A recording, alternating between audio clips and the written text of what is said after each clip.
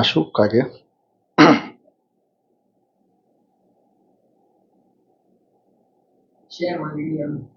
আসুক আগে।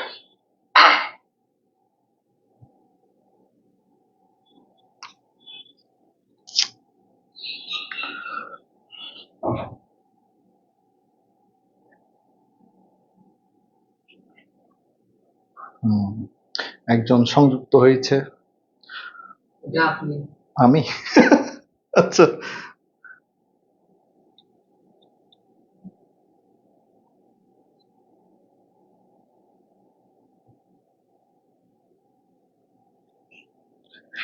ঠিক আছে, শুরু করা যাক। 6 জন চলে এসেছে। সুপ্রিয় শিক্ষার্থী ভাই বোনেরা, আর্টস একাডেমির নিয়মিত আয়োজন ধারাবাহিক লাইভ ক্লাসে তোমাদের সকলকে স্বাগত জানাচ্ছি। আজকের লাইভ ক্লাসে আমি একাদশ দ্বাদশ শ্রেণীর মানবিক বিভাগের পৌরনীতি ও সুশাসন প্রথম পত্রের 3য় অধ্যায় নিয়ে আলোচনা করব। অধ্যায়টা খুবই গুরুত্বপূর্ণ। দেখো, আমরা যখন প্রথম পত্র আলোচনা করব পৌরনীতি ও সুশাসন, এই পৌরনীতি ও সুশাসন প্রথম পত্রের মোট 3টা অধ্যায় যদি তোমরা শর্ট সিলেবাসে তো এমনি 6টা অধ্যায় আছে, তোমরা যদি 3টা অধ্যায় ভালো করে প্রিপারেশন নাও তাহলে তোমরা 7টা সৃজনশীল ইনশাআল্লাহ লিখতে পারবা। তাহলে তোমাদের শর্ট সিলেবাসে আছে 6টা অধ্যায়, তার মধ্যে 3টা অধ্যায় খুবই গুরুত্বপূর্ণ। এই 3টা অধ্যায় যদি তুমি ভালো করে প্রিপারেশন নাও, তুমি পরীক্ষায় 7টা সৃজনশীল লিখতে পারবা। 3টা অধ্যায়গুলো কি কি? প্রথম যে অধ্যায়টা তুমি পড়বা সেটা হচ্ছে 3য় অধ্যায়, তারপর হচ্ছে 5ম অধ্যায়, তারপর হচ্ছে 7ম অধ্যায়। এই 3টা অধ্যায় যদি তুমি ভালো করে প্রিপারেশন নাও, এই 3টা অধ্যায় থেকেই তুমি 7টা সৃজনশীল লিখতে পারবা। তাহলে আজকের যে অধ্যায়টা নিয়ে আমরা আলোচনা করব পৌরনীতি ও সুশাসন প্রথম পত্রের প্রথম অধ্যায়, সেটার নাম 3য় অধ্যায়, সেটার নাম হচ্ছে মূল্যবোধ, আইন, স্বাধীনতা, সাম্য। এই অধ্যায়টা খুবই গুরুত্বপূর্ণ। এই অধ্যায়টাকে 2টা সৃজনশীল এবং বেশ কয়েকটি এমসিকিউ আসার সম্ভাবনা আছে। আর কথা না বাড়িয়ে আমরা মূল আলোচনায় ফিরে যাচ্ছি।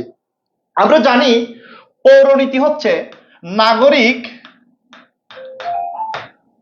হচ্ছে নাগরিক প্লাস নগর রাষ্ট্রের সাথে সম্পৃক্ত বিষয়গুলো নিয়ে আলোচনা করে। পৌরনীতি হচ্ছে নাগরিক ও নগর রাষ্ট্রের সাথে সম্পৃক্ত বিষয়গুলো নিয়ে আলোচনা করে। এই জন্য পৌরনীতিকে নাগরিকতা বিষয়ক বিজ্ঞান বলা হয়। দেখো, এই প্রতিটা বিষয়, মূল্যবোধ বলো, আইন বলো, স্বাধীনতা বলো, সাম্য বলো, প্রতিটা বিষয় কিন্তু নাগরিক ও নগর রাষ্ট্রের সাথে জড়িত বিষয়। এই জন্য এই বিষয়গুলো নিয়ে পৌরনীতি আলোচনা করে। আমাদের দৈনন্দিন জীবনে আমরা এই ওয়ার্ডগুলো ইউজ করি। তুমি একজন মূল্যবোধ সম্পূর্ণ মানুষ, তুমি আইন মান্য করো না কেন, তুমি স্বাধীনতা হরণ করতেছো, বা আমি স্বাধীনতা ভোগ করতে পারতেছি না, এই ওয়ার্ডগুলো কিন্তু আমরা বাক্যের সাথে ইউজ করে থাকি, কিন্তু এই ওয়ার্ডগুলোর অর্থগুলো আমরা জানি না। মূল্যবোধ মানে কি, আইন মানে কি, স্বাধীনতা মানে কি, এগুলো কেন দরকার, এগুলোর গুরুত্ব কি, প্রয়োজনীয়তা কি, এই অধ্যায় পাঠ শেষে প্রতিটা বিষয় পুঙ্খানুরূপে আমরা আলোচনা করতে পারবো। তাহলে আলোচনা শুরু করা যাক। প্রথমে আমরা মূল্যবোধ কি সেটা নিয়ে আলোচনা করব, একটু বেসিক ধারণা দেওয়ার চেষ্টা করব। মূল্যবোধ হচ্ছে, মনে রাখবা, মূল্যবোধ হচ্ছে কতগুলো চিন্তা ভাবনার সমষ্টি। মূল্যবোধ হচ্ছে কতগুলো চিন্তা ভাবনার সমষ্টি।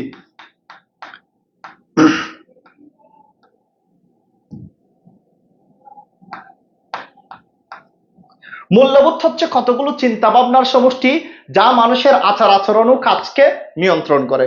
মূল্যবোধ হচ্ছে কতগুলো চিন্তা ভাবনার সমষ্টি যা মানুষের আচার আচরণ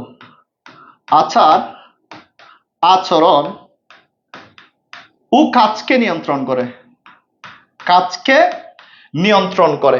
তাহলে মূল্যবোধ হচ্ছে তোমার চিন্তা ভাবনার সমষ্টি, যেটার মাধ্যমে তোমার আচার আচরণ ও কাজ নিয়ন্ত্রিত হবে।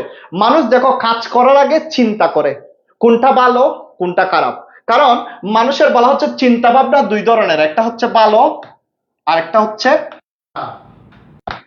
এই মূল্যবোধের মাধ্যমে আমরা ভালো খারাপ যাচাই করতে পারি এবং মূল্যবোধের মাধ্যমে সবসময় ভালো কাজগুলো করার প্রতি আমরা ধাবিত হই। তাহলে মূল্যবোধ সবসময় তোমার ভালো কাজগুলো করার প্রতি তোমাকে অনুপ্রেরণা যোগাবে, প্রেরণা যোগাবে। তাহলে মূল্যবোধ কি? মূল্যবোধ হচ্ছে কতগুলো চিন্তা ভাবনার সমষ্টি যা তোমার আচার আচরণ ও কাজকে কি করবে, নিয়ন্ত্রণ করবে। তাহলে আমরা বেসিক আকারে ধরে নিলাম যে মূল্যবোধ হচ্ছে চিন্তা ভাবনার সমষ্টি। আইন কি? মনে রাখবা, আইন হলো কতগুলো বিধিবিধানের সমষ্টি। বিধি বিধান, আইন হচ্ছে কতগুলো বিধিবিধানের সমষ্টি, বা অনেক সময় বলে নিয়ম কানুনের সমষ্টি, যা মানুষের বাহ্যিক আচরণকে নিয়ন্ত্রণ করে। অর্থাৎ দেখবা যে কি, আমরা যখন খারাপ কাজ করি, খারাপ কোনো কর্মকাণ্ডের সাথে নিজেকে জড়িয়ে ফেলি, তখন সেই কাজগুলো থেকে আমাদেরকে নিয়ন্ত্রণ করবে আইন, বিরত থাকার জন্য। তাহলে আইন হচ্ছে কতগুলো বিধিবিধানের সমষ্টি, আর মূল্যবোধ হচ্ছে কতগুলো চিন্তা ভাবনার সমষ্টি।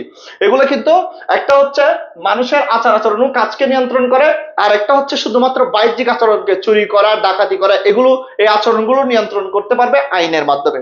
স্বাধীনতা কি? স্বাধীনতা হচ্ছে অন্যের কাজে হস্তক্ষেপ না করে নিজের ইচ্ছা অনুযায়ী কোনো কিছু করার অধিকারকে। তাহলে কোনো কিছু করার অধিকার, স্বাধীনতা হচ্ছে কোনো কিছু করার অধিকার। স্বাধীনতা হচ্ছে কোনো কিছু করার অধিকার। তোমার যা করতে ইচ্ছে হচ্ছে সেটাই করার নামই হচ্ছে স্বাধীনতা। তবে এখানে একটা ওয়ার্ড আছে যে অন্যের কাজে, স্বাধীনতা ভোগ করার সময় অন্যের কাজে হস্তক্ষেপ করা যাবে না। তাহলে আমরা বুঝতেছি যে কি, স্বাধীনতা মানে হচ্ছে কোনো কিছু করার অধিকার, অর্থাৎ এটার সংজ্ঞাটা হচ্ছে অন্যের কাজে হস্তক্ষেপ না করে নিজের ইচ্ছা অনুযায়ী। মনে করো তোমার গান করতে ইচ্ছে করতেছে, গান করতে পারবা, এতে করে অন্য একজন ব্যক্তির তুমি অর্থাৎ সমস্যা হয়। যেমন আমরা যদি বলি যে একজন ক্লাসে একটা স্টুডেন্টের গান করতে ইচ্ছে করতেছে, কিন্তু সে ক্লাসে গান করতে পারবে না, কারণ এতে করে ক্লাসের অন্যান্য স্টুডেন্টের হস্তক্ষেপ হতে পারে, অর্থাৎ ক্লাসের পড়াশোনায় ব্যাঘাত করতে পারে। এই জন্য স্বাধীনতা মানে হচ্ছে তোমার গান করতে ইচ্ছে করে, তুমি নিজে কোন একটা নীরব স্থানে গিয়ে গান করতে পারবে, যাতে করে অন্য কারো কি না হয়, অসুবিধা না হয়। এজন্য স্বাধীনতা মানে হচ্ছে অন্যের কাজে হস্তক্ষেপ না করে নিজের ইচ্ছা অনুযায়ী কোনো কিছু করার অধিকারকেই কি বলে, স্বাধীনতা বলে। সাম্য মানে তো আমরা জানি, সাম্য অর্থ হচ্ছে সমতা।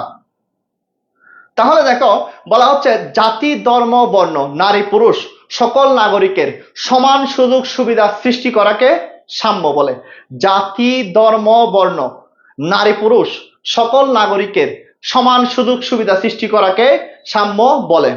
তাহলে এই বিষয়গুলা মূলত আমাদের দৈনন্দিন জীবনে এই বিষয়গুলোর গুরুত্ব আছে, এজন্য এগুলো পৌরনীতির মধ্যে আলোচনা করা হচ্ছে।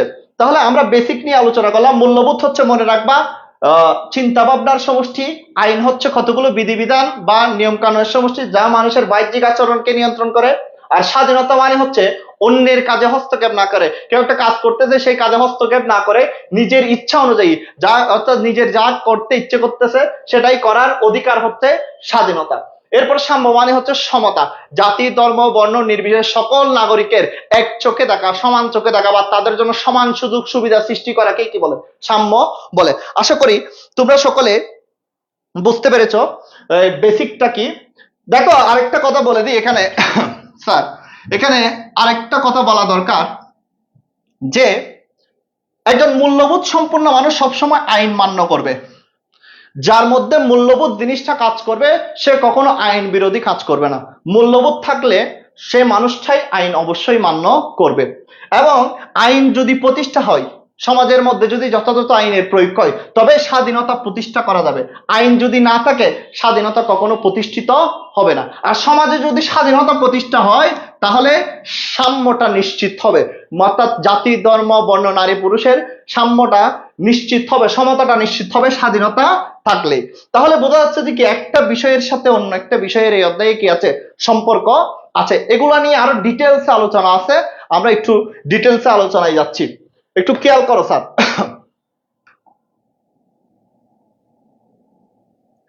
এই অধ্যায়টা নিয়ে আমরা একটু সারসংক্ষেপ, সংক্ষিপ্ত আকারে একটু আলোচনা করি। এখানে দেখো, পৌরনীতি সমাজ ও রাষ্ট্রের বিমূর্ত বিষয় কিছু মৌল বিষয়, বিমূর্ত কিছু মৌল বিষয় বা ধারণা বা প্রত্যয় নিয়ে আলোচনা করে। বিমূর্ত মানে হচ্ছে যেগুলা দেখা যায় না, মনে রাখবা, বিমূর্ত মানে হচ্ছে যেগুলা দেখা যায় না। ঠিক আছে স্যার? বলা হচ্ছে পৌরনীতি ও সুশাসন সমাজ ও রাষ্ট্রের বিমূর্ত বিষয়, বিমূর্ত কিছু মৌল বিষয় বা ধারণা বা প্রত্যয় নিয়ে আলোচনা করে। যেমন আমি যদি বলি মূল্যবোধ দেখা যায় না, ধরা যায় না, তাহলে মূল্যবোধ হচ্ছে বিমূর্ত বিষয়। আইন দেখা যায় না, ধরা যায় না, কিন্তু অনুভব করা যায়, আইন হচ্ছে বিমূর্ত বিষয়। তাহলে আমরা যদি এভাবে বলি সাম্য দেখা যায় না, এগুলো ধরা যায় না, কিন্তু এগুলো হচ্ছে বিমূর্ত বিষয়। তাহলে এই বিমূর্ত বিষয় বা প্রত্যয় বা ধারণা হলো মূল্যবোধ, আইন, স্বাধীনতা, সাম্য। এখান থেকে একটা এমসিকিউ আসার সম্ভাবনা বেশি। এই কথাগুলো যে বিমূর্ত বিষয় কোনগুলা, রাষ্ট্র এবং নাগরিক জীবনে নাগরিকদের বা রাষ্ট্রের বিমূর্ত বিষয় কোনগুলা? তাহলে বিমূর্ত বিষয় হচ্ছে মূল্যবোধ বিমূর্ত বিষয়, আইন বিমূর্ত বিষয়, স্বাধীনতা বিমূর্ত বিষয়, সাম্য বিমূর্ত বিষয়। এগুলো একটির সাথে অন্যটির খুব ঘনিষ্ঠভাবে সম্পর্কযুক্ত। বলা হচ্ছে একটার সাথে অন্য একটার সম্পর্কটা খুবই ঘনিষ্ঠপূর্ণ। একটু আগেই বললাম যে মূল্যবোধ সম্পন্ন মানুষ আইন মান্য করে, আর আইন থাকলে স্বাধীনতা প্রতিষ্ঠা করা সম্ভব, আর স্বাধীনতা প্রতিষ্ঠা হলে সাম্য নিশ্চিত হবে, অন্যথায় হবে না। এভাবে একটার সাথে অন্য একটার কি আছে, সম্পর্ক আছে। আইন হচ্ছে নাগরিকের আচরণ নিয়ন্ত্রণের জন্য অত্যাবশ্যকীয় কিছু বিধান, একটু আগেই বলছি, যা রাষ্ট্র সমাজ কর্তৃক গৃহীত, সমর্থিত এবং জনকল্যাণকরের জন্য অপরিহার্য। আইন হচ্ছে কতগুলো বিধিবিধান যা হচ্ছে রাষ্ট্র এবং সমাজ কর্তৃক বলা হচ্ছে গৃহীত বা সমর্থিত, অর্থাৎ আইনকে অবশ্যই রাষ্ট্র মেনে নেয়, সমাজ মেনে নেয়। এবং আইন দরকার কিসের জন্য? জনকল্যাণের জন্য, রাষ্ট্র শৃঙ্খলা, মানুষের আচরণ নিয়ন্ত্রণের জন্য অবশ্যই আইন দরকার। এজন্য আইন জনকল্যাণের জন্য দরকার। আইন স্বাধীনতার শর্ত ও প্রধান রক্ষা কবচ। আইন হচ্ছে স্বাধীনতা প্রতিষ্ঠার অন্যতম শর্ত বা প্রধান রক্ষা কবচ। তাহলে এখান থেকে একটা এমসিকিউ আছে, স্বাধীনতার রক্ষা কবচ, প্রধান রক্ষা কবচ কি? স্বাধীনতার প্রধান রক্ষা কবচ হচ্ছে আইন। স্বাধীনতার প্রধান রক্ষা কবচ হচ্ছে আইন। আইন স্বাধীনতার রক্ষক, আইন স্বাধীনতাকে রক্ষা করবে। যেমন একজন ব্যক্তি যখন তোমার স্বাধীনতা হরণ করবে, যেমন অবাধে চলাফেরার স্বাধীনতা তোমার আছে। তুমি যে চকবাজারে কোচিং আসতেছো, এটাও তোমার একটা কি?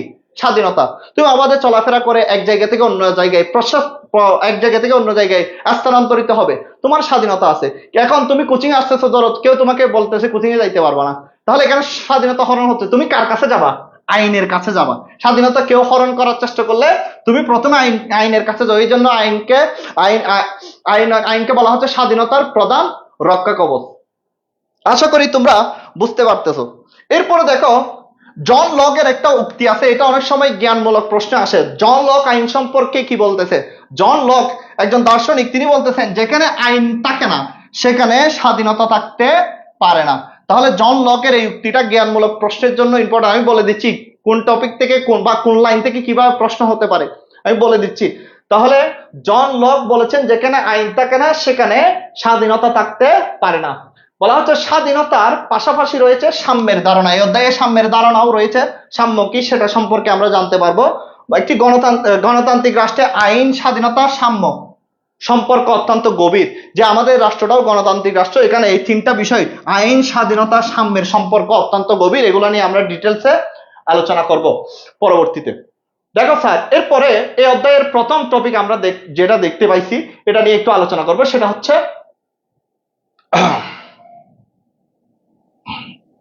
মূল্যবোধ। মূল্যবোধ নিয়ে আমরা আলোচনা করব।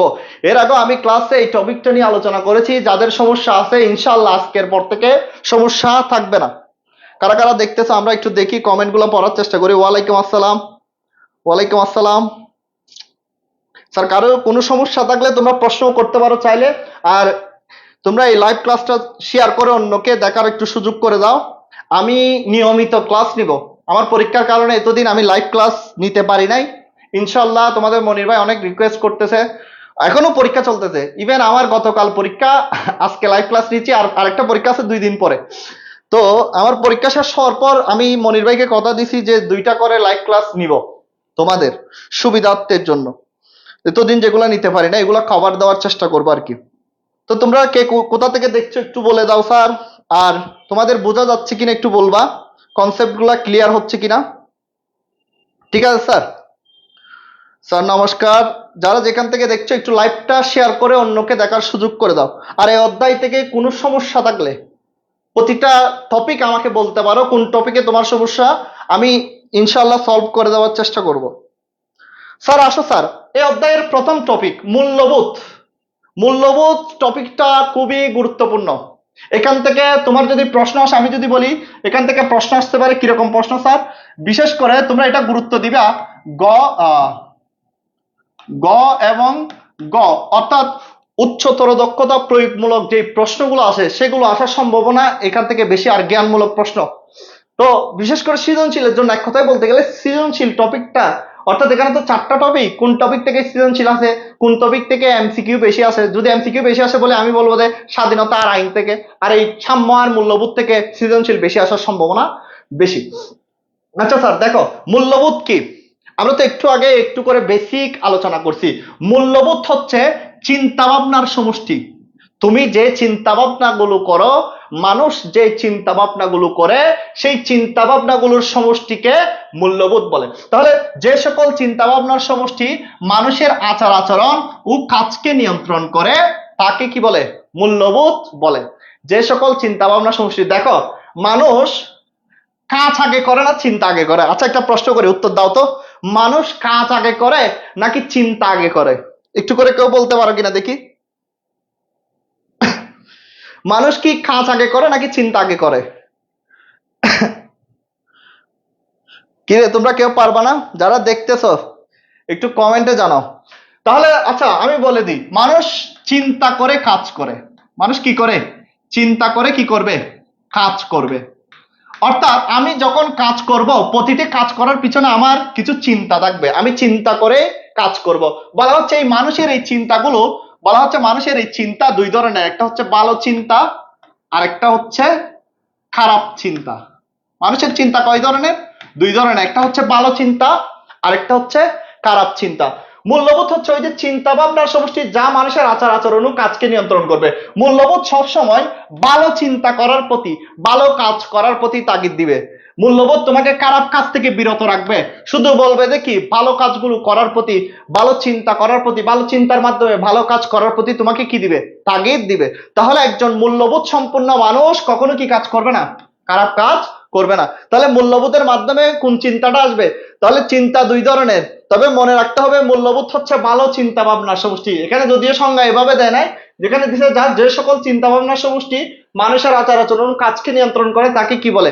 মূল্যবোধ বলে। তাহলে মূল্যবোধের মাধ্যমে তোমার মনে রাখতে হবে কোন চিন্তাগুলো হবে? ভালো চিন্তাগুলো হবে, এবং ভালো কাজগুলো করার প্রতি তোমাকে কি দিবে? মূল্যবোধ তাগিদ দিবে। একটু করে উদাহরণ দিই, মূল্যবোধ কিরকম স্যার বিষয়টা। মনে করো একটা অন্ধ ব্যক্তি রাস্তা পারাপারের জন্য দাঁড়িয়ে আছে। এখন তুমি দেখবা, খেয়াল করে দেখবা, সবাই কিন্তু আমাদের আসলে সময় সবার ওই রকম থাকে না যে আরেকজন অসহায় ব্যক্তি, এখন বর্তমান সময় প্রেক্ষাপটে তুমি চিন্তা করলে যে তাকে কেউ দেখ, অসহায় ব্যক্তি তাকে দেখার সময় নাই, কারণ আমাদের ওই রকম সময় হয়ে ওঠে না, আমরা যাত্রার কাজে ব্যস্ত হয়ে পড়ি। কিন্তু কেউ একজন গিয়ে দেখবে দেখি অসহায় ব্যক্তিকে রাস্তা পারাপারে কি করে দিচ্ছে? সাহায্য করে দিচ্ছে। তাহলে দেখো তার যার চিন্তা ভাবনায় আসছে যে এই মানুষটা তো রাস্তা পারাপার হতে পারতেছে না, হয়তো তার একটু উপকার করা দরকার, এই জন্য যে রাস্তা পারাপার অন্ধ ব্যক্তিকে সাহায্য করে দিবে, তাহলে ওইখানে কি ফুটে উঠবে? ওইখানে মূল্যবোধ, তার যে মূল্যবোধ আছে সেই মূল্যবোধ জিনিসটা কি হবে? ফুটে উঠবে। এছাড়াও আর একটা বাস্তবমুখী সংজ্ঞা দিই, আমরা অনেক সময় 4-5 জন ফ্রেন্ড মিলে আড্ডা দিই, হয়তো চায়ের টঙে, হয়তো বা কোনো একটা মাঠে, খোলা মাঠে ফ্রেন্ডরা মিলে যখন আড্ডা দিই, অনেক সময় ভিক্ষুক আসে। ভিক্ষুক যখন আসে আমরা সবাই তাকে ভিক্ষা দিই না, যার চিন্তা ভাবনায় আসে যে মানুষকে সাহায্য করলে হয়তো এর প্রতিদান আল্লাহ আমাকে কিছু দিবে, এই জন্য অনেকে পকেট থেকে টাকা বের করে দেয়। ঠিক আছে, তাহলে ওইখানে ওই কাজটার মধ্যেও কি হচ্ছে? মূল্যবোধ ফুটে হচ্ছে। এটা করে বোঝা যাচ্ছে যে কি মূল্যবোধ সবসময়, এই যে চিন্তা ভাবনা গুলো সবসময় ভালো হবে এবং আচার আচরণকে নিয়ন্ত্রণ করবে, কাজকে নিয়ন্ত্রণ করবে, ভালো কাজগুলো করার প্রতি মূল্যবোধ তোমাকে কি দিবে? তাগিদ দিবে। আশা করি বুঝতে পারছো। আসলে আসো স্যার, এরপরে ফলে মূল্যবোধ হচ্ছে সেই সব আচার আচরণ কর্মকাণ্ডের সমষ্টি যা সমাজ জীবনকে নিয়ন্ত্রিত করে। অর্থাৎ তুমি খারাপ কাজ করতে চাইলে মূল্যবোধ সেটা থেকে তোমাকে বিরত রাখতে কি করবে? সাহায্য করবে। এবং বলা হচ্ছে ও পরিচালিত করে এবং সমাজ জীবনকে ঐক্য উচ্ছৃঙ্খলা প্রতিষ্ঠা করে। অর্থাৎ তুমি একটা খারাপ কাজ করে সমাজে বিশৃঙ্খলা সৃষ্টি করতে যাচ্ছ, মূল্যবোধ সেটা থেকে তোমাকে কি রাখবে? বিরত রাখবে। এরপরে বলা হচ্ছে সামাজিক মূল্যবোধ হচ্ছে, এখানে কিছু সামাজিক মূল্যবোধ, মূল্যবোধের বিভিন্ন শ্রেণী বিভাগ আছে, মানুষের সবার চিন্তা ভাবনা একরকম নয়, তাই মূল্যবোধ সব একরকম নয়, মূল্যবোধের বিভিন্ন শ্রেণী বিভাগ, বিভিন্ন ক্লাসিফিকেশন আছে। এখানে বলা হচ্ছে সামাজিক মূল্যবোধ হচ্ছে শিষ্টাচার, সততা, ন্যায়পরায়ণতা, সহনশীলতা, সহমর্মিতা, শৃঙ্খলাবোধ, সৌজন্যবোধ প্রভৃতি সুকুমার বৃত্তি, ভালো কাজ বা মানবীয় গুণাবলীর সমষ্টি। তাহলে সামাজিক মূল্যবোধ, এখানে একটা মূল্যবোধ কথা বলা হচ্ছে, দেখো আমরা সামাজিক জীব, সমাজে চলতে গেলে আমাদের চিন্তা ভাবনা করে, কারণ 8-10 জন মানুষের সাথে তুমি চলবা, তোমার চিন্তা ভাবনা করে চলতে হবে। মানুষটার সাথে চলতে গেলে যে মানুষটা কি আমাকে খারাপ বলবে, কিরকম বলবে, কোন চোখে দেখবে, এই জন্য তুমি মানুষের সাথে চলতে গেলে চিন্তা ভাবনা করে চলো। দেখো সমাজে চলতে গেলে তুমি শিষ্টাচার মেনে চলো, তাহলে শিষ্টাচার মেনে চলা এটা হচ্ছে তোমার সামাজিক মূল্যবোধ। শিষ্টাচার মানে হচ্ছে বড়দের সম্মান, ছোটদের স্নেহ করা বা ভালো আচরণ, বোঝা যাচ্ছে স্যার? তাহলে এরপর সততার সাথে তুমি সমাজে চলতে গেলে, কারণ সততার সাথে জীবনযাপন না করলে দেখবে যে কি সমাজের মানুষ তোমাকে হেয় করবে, এই জন্য সততাকেও সামাজিক মূল্যবোধ বলা হচ্ছে। আশা করি স্যার মূল্যবোধ কি এই বেসিক ধারণাটা তোমাদের ক্লিয়ার হয়েছে। তাহলে একটু বলো তো স্যার মূল্যবোধ কি বুঝতে পারছো কিনা, একটু কমেন্টে বলো যারা দেখতেছো। তারপর আমরা এর পরবর্তী টপিকে চলে যাব। যারা দেখতেছো একটু মূল্যবোধ কি এই ধারণাটা ক্লিয়ার হয়েছে কিনা একটু বলো স্যার। আচ্ছা স্যার, আমরা এর পরবর্তী টপিকে চলে যাচ্ছি। মূল্যবোধ সম্পর্কে বিভিন্ন দার্শনিকরা কি বলতেছে আমরা একটু দেখি। মূল্যবোধ সম্পর্কে এখানে অনেক দার্শনিকের সংজ্ঞা আছে মূল্যবোধ সম্পর্কে, সব সংজ্ঞা শেখার দরকার নাই। সব সংজ্ঞা তুমি যদি বোর্ড কোয়েশ্চেন সলভ করো তাহলে তুমি দেখতে পাবা এই ব্যক্তিগুলোর সংজ্ঞা এখানে বারবার করে আসছে। ঠিক আছে স্যার, তাহলে সব সংজ্ঞা শেখার দরকার নাই, তুমি সংজ্ঞা শিখবা মূল্যবোধ সম্পর্কিত বিভিন্ন দার্শনিকের সংজ্ঞা। কার কার সংজ্ঞা শিখবা? একটা হচ্ছে স্টুয়ার্ট সি ডট, তারপরে হচ্ছে এটা আমি যদি একটু উপরে তুলে দিই, তারপর হচ্ছে এইচ ডি স্টেইন, তারপর হচ্ছে এম আর উইলিয়ামের এই সংজ্ঞাগুলো শিখবা এই তিনজন। একটা হচ্ছে স্টুয়ার্ট সি ডট, তারপর হচ্ছে এইচ ডি স্টেইন, আর একটা হচ্ছে এম আর উইলিয়াম। এই তিনজন দার্শনিকদের সংজ্ঞা তোমরা শিখবা, এই দার্শনিকদের সংজ্ঞাগুলো এই পরীক্ষায় বেশি আসে। তাহলে দেখো মূল্যবোধ সম্পর্কে স্টুয়ার্ট সি ডট কি বলতেছেন আমরা একটু দেখি। তিনি বলতেছেন সামাজিক মূল্যবোধ হলো, তিনি এখানে সামাজিক মূল্যবোধকে বেশি গুরুত্ব দিচ্ছেন, কারণ মানুষ সামাজিক জীব, একজন মানুষের সবচাইতে বেশি যে মূল্যবোধটার দরকার তার জীবনে সেটা হচ্ছে সামাজিক মূল্যবোধ। স্টুয়ার্ট সি ডট বলতেছেন সামাজিক মূল্যবোধ হলো সেসব রীতিনীতির সমষ্টি, সেসব রীতিনীতির সমষ্টি যা ব্যক্তি সমাজের নিকট হতে আশা করে, যা ব্যক্তি সমাজের নিকট হতে আশা করে, যা সমাজ ব্যক্তির নিকট হতে লাভ করে। তাহলে মূল্যবোধ হচ্ছে কতগুলো রীতিনীতির সমষ্টি, রীতিনীতি মানে বিধিবিধান একই কথা, নিয়ম কানুন একই কথা, সমষ্টি যা ব্যক্তি সমাজের নিকট, একজন ব্যক্তি সমাজের নিকট অন্য মানুষের নিকট থেকে বলা হচ্ছে এই মূল্যবোধ গুলো আশা করে, এবং সমাজ যা ব্যক্তির নিকট, সমাজ চাই যে কি ব্যক্তি ভালো কাজ করুক সমাজের জন্য, ব্যক্তি খারাপ কাজ থেকে, সমাজের খারাপ কাজ থেকে বিরত থাকুক, এই জন্য বলা হচ্ছে সমাজ ব্যক্তির নিকট হতে লাভ করে, এমন কিছু চিন্তা ভাবনা। এরপরে এইচ ডি স্টেইন বলতেছেন জনসাধারণ যার সম্বন্ধে আগ্রহী, যা তারা কামনা করে, যাকে তারা অত্যাবশ্যক বলে মনে করে, যার প্রতি তাদের অগাধ শ্রদ্ধা বর্তমান, এবং যা সম্পাদনের মাধ্যমে তারা এখানে আনন্দ হবে, আনন্দ এখানে বলে দেওয়া আছে, আনন্দ উপভোগ করে, তাকেই কি বলে? মূল্যবোধ বলে। বলা হচ্ছে তিনি বলতেছেন জনসাধারণ যার সম্বন্ধে আগ্রহী। অনেকে দেখবা যে কি আমরা অনেক মানুষকে অনুকরণ করি কারণ তিনি ভালো মানুষ, বলা হচ্ছে এরকম একটা মানুষের তিনি অর্থাৎ আক্ষরিক করতে এরকম একটা মানুষকে চিন্তা করতে বলতেছেন জনসাধারণ যার সম্বন্ধে আগ্রহী, যা তারা কামনা করে, অর্থাৎ যা তারা চায়, অর্থাৎ ভালো কিছু, যাকে তারা অত্যাবশ্যক বলে মনে করে, অর্থাৎ যাকে যাকে তারা চায় যে এই মানুষটা নেতৃত্বে আসুক, এই মানুষটা আমাদেরকে পরিচালনা করুক, যারা তাদের যার যার প্রতি অগাধ শ্রদ্ধা বর্তমান, অর্থাৎ বর্তমানেও যাকে সবাই শ্রদ্ধা করে, এবং যা সম্পাদনের মাধ্যমে তারা আনন্দ উপভোগ করে, অর্থাৎ তাকে একটা পজিশনে নিয়ে গেলে তারা আনন্দ উপভোগ করে, এরকম চিন্তা ভাবনা গুলোকেই তিনি কি বলতেছেন? মূল্যবোধ বলতেছেন। এখানে একটা ব্যক্তিকে বোঝাচ্ছে, বলা হচ্ছে যে কি মানুষ যখন ওই ব্যক্তিটাকে শ্রদ্ধা করবে, ওই ব্যক্তিটাকে অনুকরণ করবে, এবং তিনি যদি একটা ভালো পজিশনে যায় মানুষ ওইটাকে বাহবা দিবে, ওইটা আনন্দ দিবে, ওইটাকে তিনি কি বলতেছেন? মূল্যবোধ বলতেছেন। কারণ দেখুন আমরা চিন্তা ভাবনা করি যে সমাজে মনে হয় মানুষটা যদি একটা ভালো পজিশনে যায় তাহলে হয়তো সমাজের কল্যাণ হবে, রাষ্ট্রের কল্যাণ হবে। আমরা অনেক সময় মানুষের কর্ম দেখে তাকে আমরা বলি যে কি মানুষটা দ্বারা কিছু একটা করা সম্ভব। এরকম একজন মানুষ যখন ভালো একটা পজিশনে যায়, যখন এটা আনন্দ পাই, এটাকে তিনি মূল্যবোধ বলে অবহিত করতেছেন। তাহলে এই সংজ্ঞাটাও খুবই ইম্পর্টেন্ট। এরপরে এমআর উইলিয়াম মূল্যবোধ সম্পর্কে বলতেছেন যে মূল্যবোধ মানুষের ইচ্ছার একটি প্রধান মানদণ্ড। আমার ইচ্ছা অর্থাৎ আমার চিন্তা ভাবনাগুলো আমার ইচ্ছার উপর অনেকটা নির্ভরশীল। মূল্যবোধ হচ্ছে এই জন্য মানুষের ইচ্ছার একটি মানদণ্ড, এর আদর্শে অর্থাৎ ওই মানদণ্ডটার আদর্শে মানুষের আচার ব্যবহার রীতিনীতি নিয়ন্ত্রিত হয়। এই মানদণ্ডে সমাজে মানুষের কাজের ভালো মন্দ বিচার করা যায়। অর্থাৎ তুমি ইচ্ছা করলে চাইলে ভালো কাজ করতে পারো, আবার ইচ্ছা করলে চাইলে খারাপ কাজ করতে পারো, কিন্তু তোমাকে বিচার করবে ওই তোমার ইচ্ছার মানদণ্ডের উপর ভিত্তি করে। এই মানদণ্ডটাকেই বলা হচ্ছে কি মূল্যবোধ। অর্থাৎ মূল্যবোধ ইচ্ছার মানদণ্ডের উপর নিয়ন্ত্রিত, তিনি বলতে চাচ্ছেন। আশা করি স্যার এগুলো বুঝতে পেরেছো। এর পরবর্তী টপিকে আমরা চলে যাব। তোমরা একটু বলো এই সংজ্ঞাগুলো তোমাদের ক্লিয়ার হয়েছে কিনা। এর পরবর্তী টপিক নিয়ে আমরা আলোচনা করব।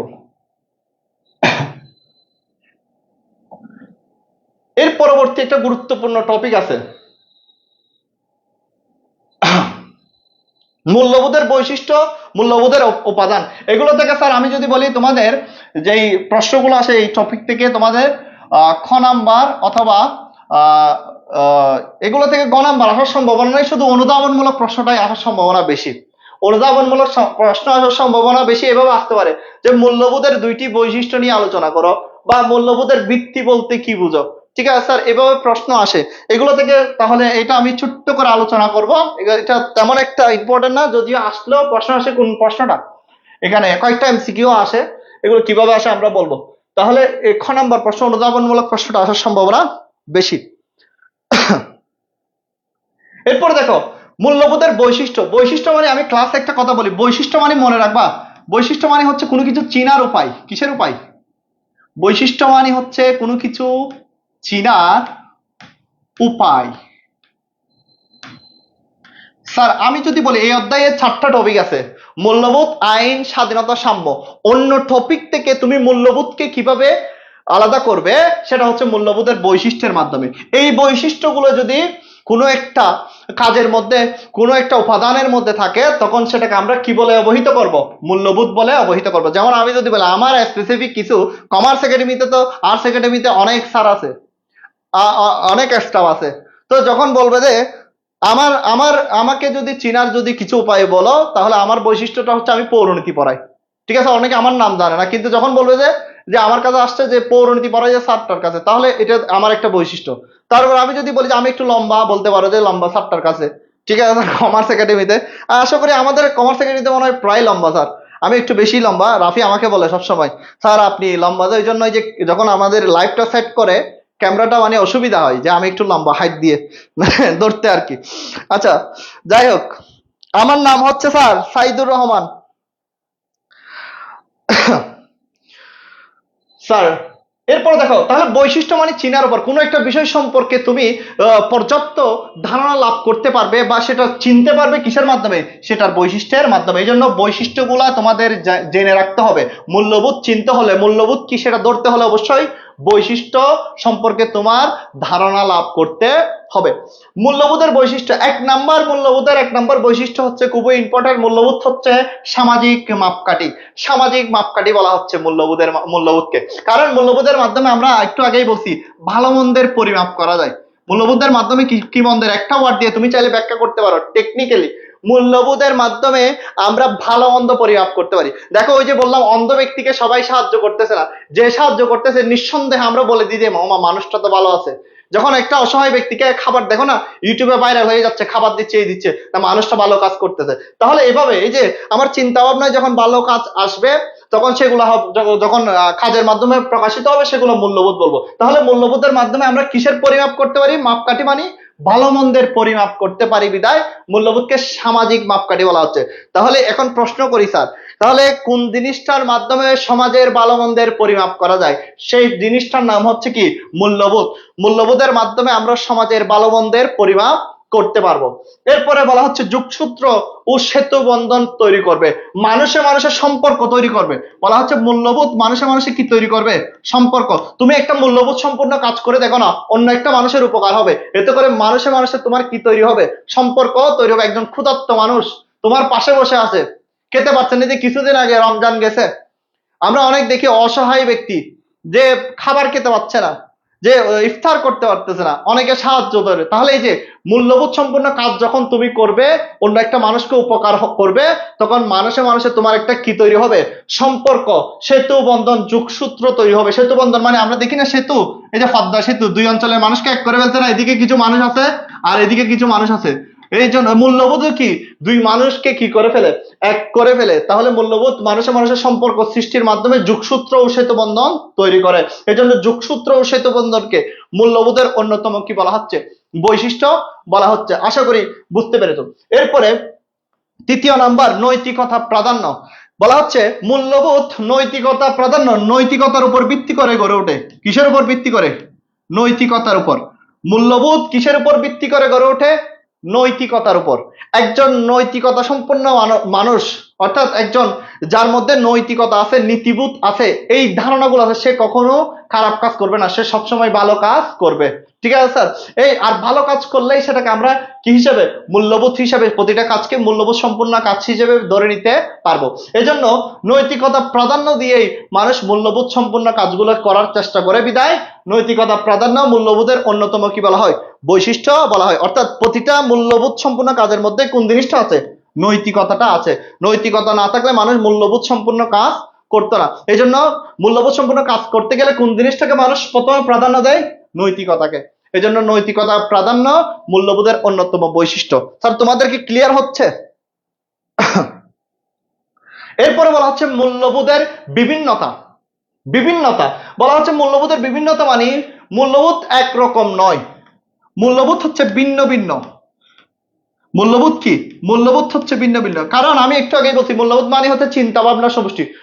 আমার চিন্তা ভাবনার সাথে তোমার চিন্তা ভাবনা মিলবে না, বা আগেরকার যুগের মানুষের চিন্তা ভাবনার সাথে আমার চিন্তা ভাবনা মিলবে না। যেমন আমি যদি বলি আমার আব্বারা যখন ছবি তুলতো, আমি আগেরকার যুগের ছবিগুলো দেখছিলাম, আমার আব্বারা বর্তমান যুগের মেয়েরা প্যান্ট গুলা পরে, কতগুলো প্লাজো প্যান্ট পরতো নিচে এরকম বড় বড়, আমার আব্বারা যখন প্যান্ট পরতো, তাহলে এটা তাদের চিন্তা ভাবনা এরকম ছিল, এটা তাদের স্টাইল। কিন্তু আমরা যখন বলি, এখন বলি যে এটা তো মেয়েদের প্যান্ট, এরকম পরে না, এরকম ছেলেরা পরে না। তাহলে দেখো এই যে বিভিন্ন মানুষ ভেদে মূল্যবোধ ভিন্ন ভিন্ন হতে পারে। এই জন্য বলা হচ্ছে মূল্যবোধ হচ্ছে বিভিন্নতা। মূল্যবোধ সবসময় একরকম থাকে না, মূল্যবোধ বিভিন্ন রকমের হতে পারে, স্থান কাল সময় বা পাত্র ভেদে।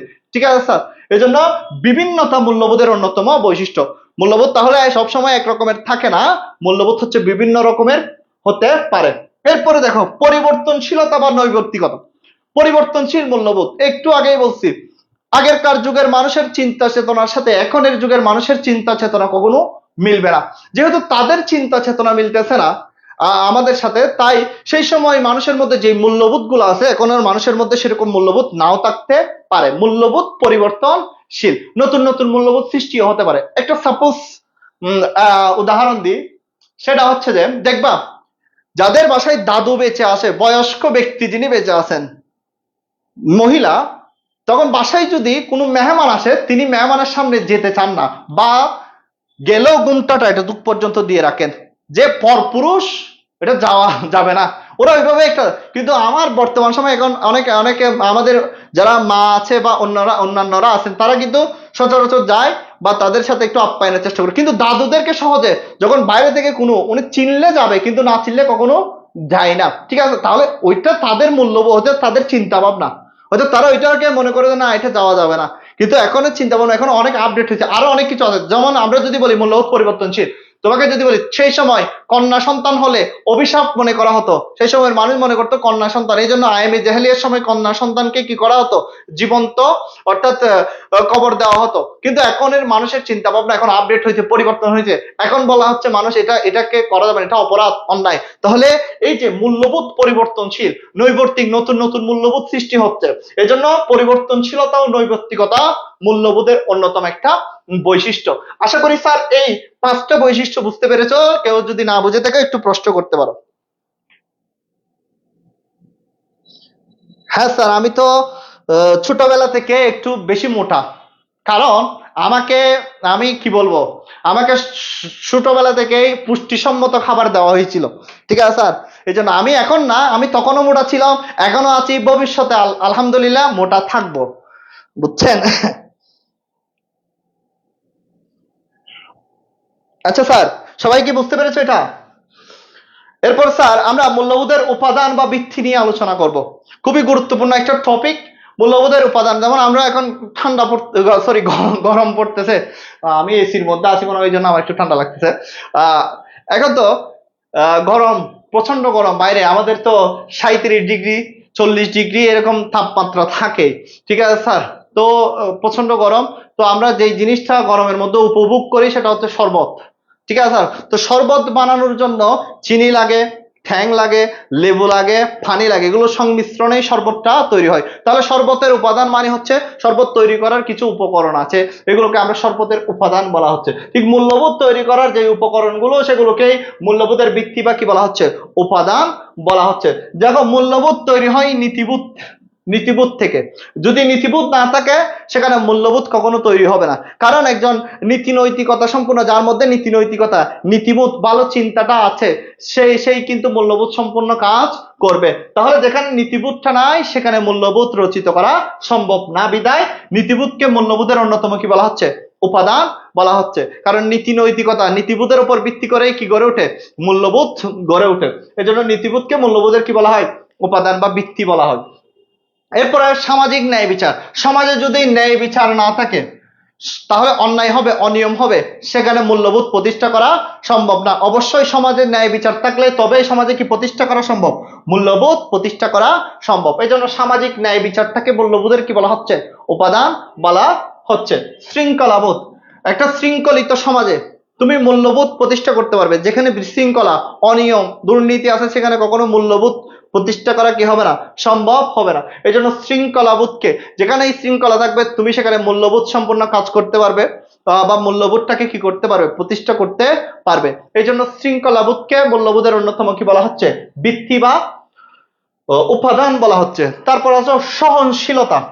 সহনশীলতা, সহ্য করার ক্ষমতা, এটা যদি না থাকে কখনো তোমার মূল্যবোধ প্রতিষ্ঠা হবে না। যেমন গণতান্ত্রিক রাষ্ট্রে সহনশীলতাটা খুব বেশি দরকার গণতান্ত্রিক মূল্যবোধ প্রতিষ্ঠা করার জন্য। যেমন আমি যদি একটা উদাহরণ দিই, নির্বাচন করছে দুইটা প্রতিপক্ষ, তুমি একটা প্রতিপক্ষের সমর্থন করলা, সে কিন্তু নির্বাচনে জয়ী হয় নাই, তখন তোমাকে এটা মেনে নিতে হবে। যদি এটা মেনে না নিয়ে তুমি এটার বিরুদ্ধে কি করো, মারামারি হানাহানি করো, তখন সেখানে কি প্রতিষ্ঠা করা সম্ভব না, মূল্যবোধ প্রতিষ্ঠা করা সম্ভব না। কারণ তোমার চিন্তা ভাবনা থাকতে হবে যে কি, পরাজিত হয়েছে ঠিক আছে, কিন্তু এটা আমাকে কি করতে হবে, মেনে নিতে হবে। হয়তো তার জনপ্রিয়তা আমার কাছে থাকলেও অন্যদের কাছে নাই, এটা তোমাকে মেনে নিতে হবে। এই জন্য বলা হচ্ছে গণতান্ত্রিক রাষ্ট্রে মূল্যবোধ প্রতিষ্ঠার জন্য যে গুরুত্বপূর্ণ উপাদানটা দরকার সেটা হচ্ছে সহনশীলতা। এরপর আসো সহমর্মিতা। সহমর্মিতা, সহমর্মিতা মানে হচ্ছে একজন অসহায় ব্যক্তি, সমাজে অনেকেই থাকে, দেখো সমাজে অসহায় ব্যক্তি থাকে, আমরা দেখি যে কি অনেক সময় একে অপরের কে সাহায্য সহযোগিতায় এগিয়ে যায়। যখন সে কোনো ক্রান্তিকালীন সময়ে পড়ে, সমাজে যখন আমার প্রতিবেশীরা কোনো কষ্টে পড়ে, তোমার এগিয়ে যেতে হবে। এই এগিয়ে যাওয়াটা অন্যের কষ্ট দেখে, অন্যের অসহায় অবস্থা দেখে যখন এগিয়ে যাবে, এটাকেই বলা হচ্ছে কি, সহমর্মিতা। এই সহমর্মিতা দেখলে পরস্পর মানুষের মধ্যে মূল্যবোধ সৃষ্টি হবে বা জাগ্রত হবে, যদি সহমর্মিতাটা থাকে। আর যদি এটা না থাকে তাহলে কখনো মূল্যবোধ কি হবে না, প্রতিষ্ঠিত হবে না। তাহলে একজন অসহায়কে দেখে এগিয়ে যাওয়া, একজন যে একটা খারাপ অবস্থায়, দুরবস্থায় আছে, তাকে দেখে এগিয়ে যাওয়া, এটাই হচ্ছে কি, সহমর্মিতা। ঠিক আছে স্যার। তাহলে এই সহমর্মিতা থাকলেই মূল্যবোধ কি হবে, প্রতিষ্ঠা হবে। আর যদি সহমর্মিতা না থাকে তাহলে মূল্যবোধ প্রতিষ্ঠা করা যাবে না। এই জন্য সহমর্মিতাকে মূল্যবোধের ভিত্তি বা কি বলা হচ্ছে, উপাদান বলা হচ্ছে। নাগরিক সচেতনতা বা কর্তব্যবোধ। মূল্যবোধের অন্যতম উপাদান হচ্ছে নাগরিকের সচেতনতা। একজন নাগরিক যদি সচেতন না হয় বা কর্তব্য পরায়ণ না হয়, সে কখনো রাষ্ট্রের মধ্যে মূল্যবোধ প্রতিষ্ঠা করতে পারবে না। একজন নাগরিককে অবশ্যই সচেতন হতে হবে, কে কোন দিকে কোন কি করতেছে, খারাপ কাজ করতেছে, দুর্নীতি করতে, এগুলো প্রতিবাদ প্রতিরোধ করতে হবে। কেউ অসহায় ব্যক্তি থাকলে সাহায্য সহযোগিতার মাধ্যমে এগিয়ে এগিয়ে তার পাশে এগিয়ে যেতে হবে। তাহলে এই যে একজন নাগরিক যদি সচেতন হয় এই কাজগুলো করবে, এবং নাগরিক সচেতনতা কর্তব্যবোধের মাধ্যমে রাষ্ট্রকে প্রতিষ্ঠা করা সম্ভব, মূল্যবোধ প্রতিষ্ঠা করা সম্ভব। এই জন্য নাগরিক সচেতনতাকে মূল্যবোধের ভিত্তি বা উপাদান বলা হয়। আশা করি স্যার বুঝতে পেরেছো। স্যার কারো কোনো সমস্যা আছে বৈশিষ্ট্য বা উপাদান থেকে? অর্থাৎ আচ্ছা, এটা একটু করে বলতাম, যোগসূত্র বা সেতু বন্ধন। বলা হচ্ছে মূল্যবোধ সম্পূর্ণ কাজ। মনে করো তুমি একটা মূল্যবোধ সম্পূর্ণ কাজ করলে, একজন অসহায় ব্যক্তি অন্ধ ব্যক্তি রাস্তা পারাপারে কি সাহায্য করে দিলা, অর্থাৎ তোমার চিন্তা ভাবনায় আসছে একজন অন্ধ ব্যক্তি রাস্তার পারাপারের জন্য দাঁড়িয়ে আছে, তাকে তুমি ধরে নিয়ে গিয়ে রাস্তা পারাপারে সাহায্য করে দিলা, তাহলে এখানে একটা তুমি মূল্যবোধ সম্পূর্ণ কাজ করলা, যেটা তোমার চিন্তা ভাবনার মাধ্যমে আসছে। এর মাধ্যমে অসহায় ব্যক্তি, এই যে অন্ধ ব্যক্তি যাকে তুমি চিনো না জানো না, তার সাথে তোমার একটা কি সৃষ্টি হচ্ছে, সম্পর্ক বা যোগসূত্র সৃষ্টি হচ্ছে। এই জন্য বলা হচ্ছে মূল্যবোধ অন্যতম বৈশিষ্ট্য হচ্ছে মূল্যবোধ কি সৃষ্টি করে, যোগসূত্র বা মানুষের মানুষের সেতু বন্ধন সম্পর্ক সৃষ্টি করে। আশা করি স্যার বুঝতে পেরেছো। আর কারো কোনো সমস্যা আছে?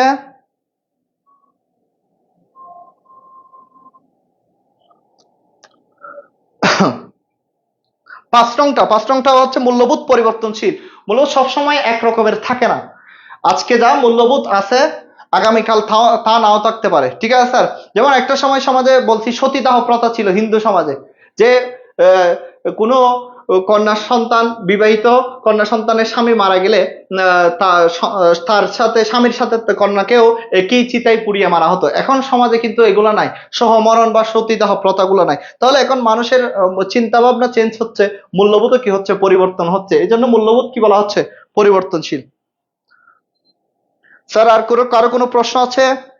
কারো কোনো প্রশ্ন আছে এই টপিক থেকে? এটা তাহলে মুছে দিচ্ছি। এটা খ নাম্বার প্রশ্নের জন্য খুবই ইম্পর্টেন্ট, তোমাদের অনুধাবনমূলক প্রশ্ন যেগুলো আসে সেগুলোর জন্য খুবই ইম্পর্টেন্ট একটা টপিক। এখন যে এই টপিকটা নিয়ে আলোচনা করব সেটা হচ্ছে মূল্যবোধের শ্রেণী বিভাগ। খুবই ইম্পর্টেন্ট। এটা থেকে তোমার আমি যদি বলি যে প্রশ্নগুলো আসার সম্ভাবনা বেশি, সেটা হচ্ছে এক নাম্বার হচ্ছে জ্ঞানমূলক প্রশ্ন আসে, জ্ঞানমূলক প্রশ্ন বা এখান থেকে অনেকগুলো এমসিকিউ আসতে পারে। জ্ঞানমূলক প্রশ্ন আসে, এমসিকিউ আসে। তারপর আমি যদি বলি উচ্চতর দক্ষতা প্রয়োগমূলক, ঘ এবং ঘ নাম্বার প্রশ্নগুলো এই টপিক থেকেই বেশি আসে। তাহলে স্যার এই টপিকটা খুবই গুরুত্বপূর্ণ। মূল্যবোধের কি বিভাগ, শ্রেণী বিভাগ। বলা হচ্ছে মানুষের চিন্তা ভাবনা সবার একরকম নয়, তাই সব মূল্যবোধকে একরকম, সবার মূল্যবোধকে একরকম বলা যাবে না। মূল্যবোধকে এই জন্য আমরা বিভিন্ন শ্রেণীতে কি করতে পারবো, ভাগ করতে পারবো। এই মূল্যবোধকে বিভিন্ন শ্রেণীতে এখানে ভাগ করে দেওয়া হয়েছে, তোমাদের বইয়েও আছে। তার আমি একটু এখানে এমন একটা টেকনিক অ্যাপ্লাই করব যেটার মাধ্যমে তুমি সবগুলা মূল্যবোধ খুব সহজে বুঝতে পারবা। তুমি যদি সামাজিক মূল্যবোধটা বুঝো তাহলে তুমি বাকি মূল্যবোধ সব বন্ধ করে, বোঝা গেছে স্যার, কোরআনে হাফেজরা যখন কোরআন পড়ে ওইরকম মূল্যবোধ গুলাও তুমি পড়তে পারবা ইনশাল্লাহ। তাহলে একটা গুরুত্ব দাও, তুমি বাকিগুলোর সংজ্ঞাও পড়তে পারবা। শুধু মূল্যবোধের এই একটা, এটাকে গুরুত্ব দাও, সামাজিক মূল্যবোধ কাকে বলে, তোমরা বাকি মূল্যবোধ গুলা পারবা ইনশাল্লাহ। স্যার আমার কথা কি ক্লিয়ার বোঝা যাচ্ছে? স্যার আলহামদুলিল্লাহ স্যার ভালো আছি।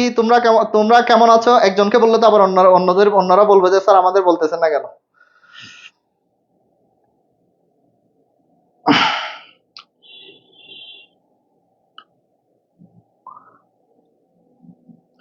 আচ্ছা স্যার, আচ্ছা আমরা শ্রেণী বিভাগ নিয়ে একটু আলোচনা করি। মূল্যবোধের শ্রেণী বিভাগ, প্রথম যে মূল্যবোধটা নিয়ে আলোচনা করব সেটা হচ্ছে সামাজিক মূল্যবোধ। একটু আগেই যখন আমরা প্রথম কি সেকেন্ড স্লাইডে যখন দেখছি আমরা সামাজিক মূল্যবোধের কিছু, এই যে সততা, শিষ্টাচার, ন্যায়পরায়ণতা, সহনশীলতা, এগুলো নিয়ে আমরা আলোচনা করছি। এখন যেই বিস্তারিত আমরা সামাজিক মূল্যবোধ নিয়ে আলোচনা করব। দেখো সংজ্ঞাটা শিকার চেষ্টা করো একটু। একটা যদি শিখে ফেলতে পারো কষ্ট বিষ্টু করে, তখন আমরা বলি না এক দিলে দুই পাখি, এখানে মূল্যবোধের শ্রেণী বিভাগ আছে 8টা কি 9টা, এক দিলে তুমি 9 পাখি মারতে পারবা। অর্থাৎ একটা সংজ্ঞা শিখলে শ্রেণী বিভাগ, বাকি শ্রেণী বিভাগের সংজ্ঞাগুলো তুমি দিতে পারবা। তাই একটু আসো আমরা সামাজিক মূল্যবোধ কাকে বলে সেটা একটু আগে শিখার চেষ্টা করি। সামাজিক মূল্যবোধ যে সকল চিন্তা ভাবনার সমষ্টি, যে সকল চিন্তা ভাবনার সমষ্টি মানুষের সামাজিক আচার আচরণ ও কাজকে নিয়ন্ত্রণ করে তাকে সামাজিক মূল্যবোধ বলে। তাহলে সামাজিক মূল্যবোধ কাকে বলে?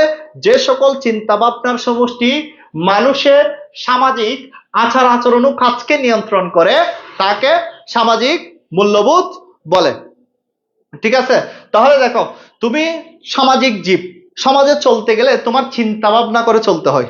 ঠিক আছে স্যার? তুমি চিন্তা ভাবনা তুমি চিন্তা ভাবনা করে সমাজে চলতে গেলে কি করতে হবে, চলতে হবে। কারণ 8-10 জন মানুষের সাথে তুমি মিলেমিশে সমাজে জীবিকা নির্বাহ করবে। এই জন্য মানুষ যখন সামাজিক জীব, তাকে চিন্তা ভাবনা করে সমাজে চলতে হয় এবং চিন্তা ভাবনা করে তুমি সমাজের প্রতিটা কাজ করো। তাহলে ওই যে তুমি সমাজে চলতে গেলে যে চিন্তা ভাবনা করে যে কাজগুলো করো, সেগুলোকেই তোমার কি মূল্যবোধ বলা হচ্ছে, সামাজিক মূল্যবোধ বলা হচ্ছে।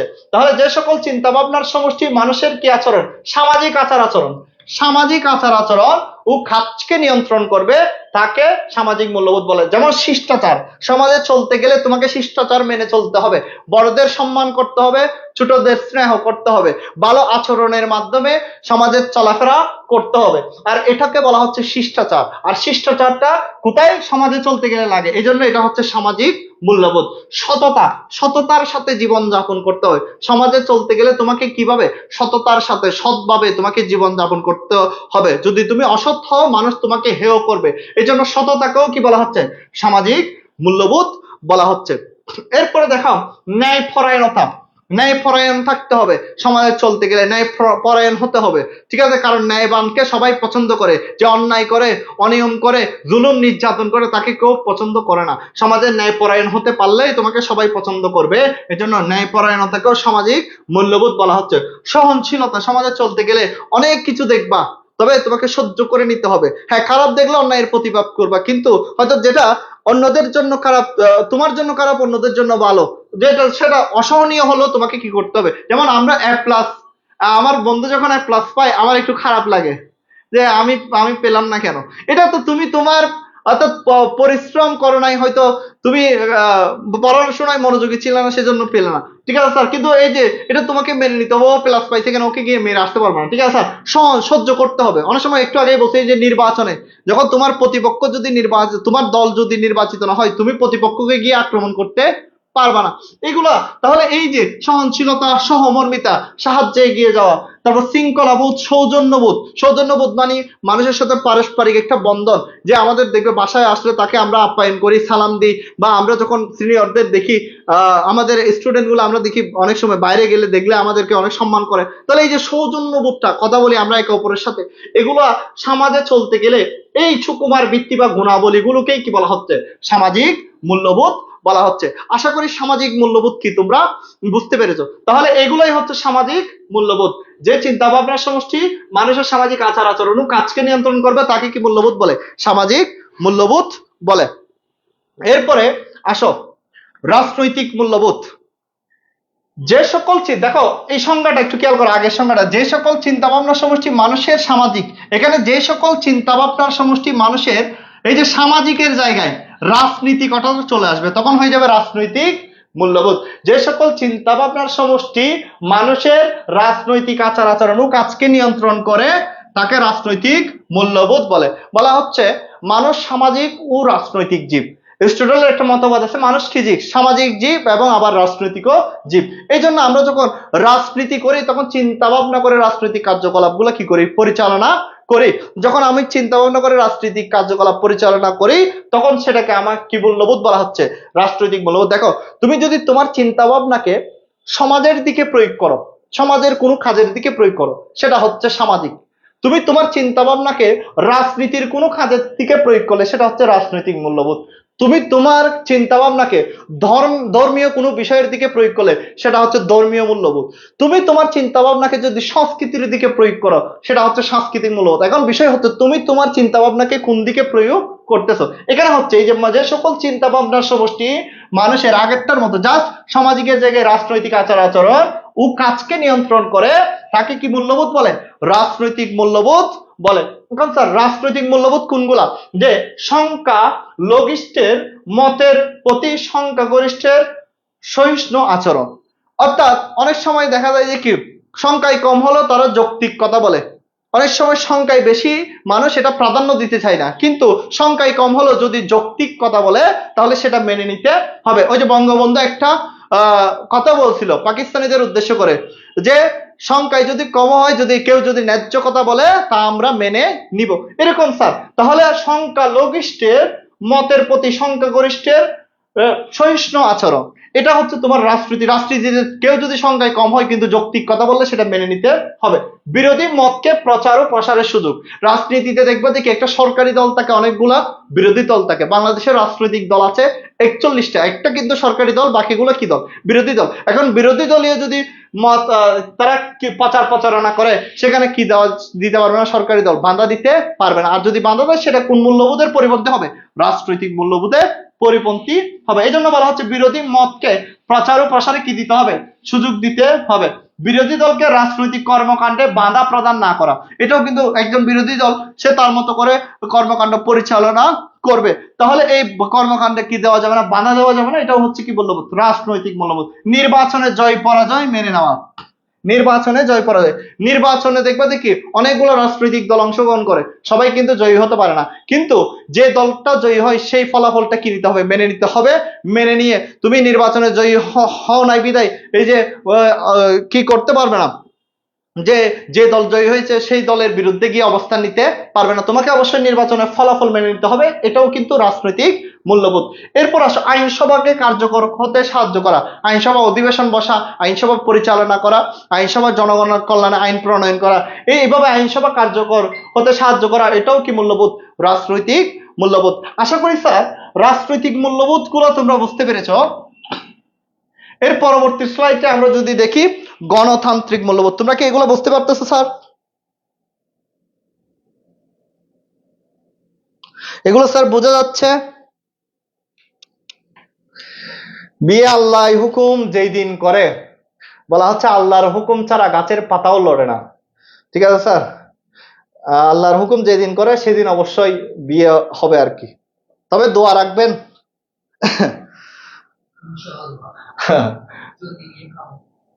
অবশ্যই অবশ্যই ধুমধাম করে চলবে।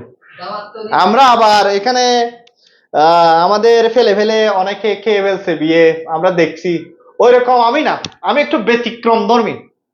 আমার প্রয়োজন এখানে বিয়ে হবে যেগুলো অনেক ধুমধাম। রাফির একটা ইচ্ছা আছে বলে, ভাই এখানে তো সবাই আমাদের সাথে কি এরকম মানে ওই আর সাথে গায়ে বসে একটা হতে হয় গায়ে গায়ে হাইলা আইলে গায়ে গায়ে নাও আয় বিয়ে অনুরোধ আয় সামাজিকতা বজায় রেখো।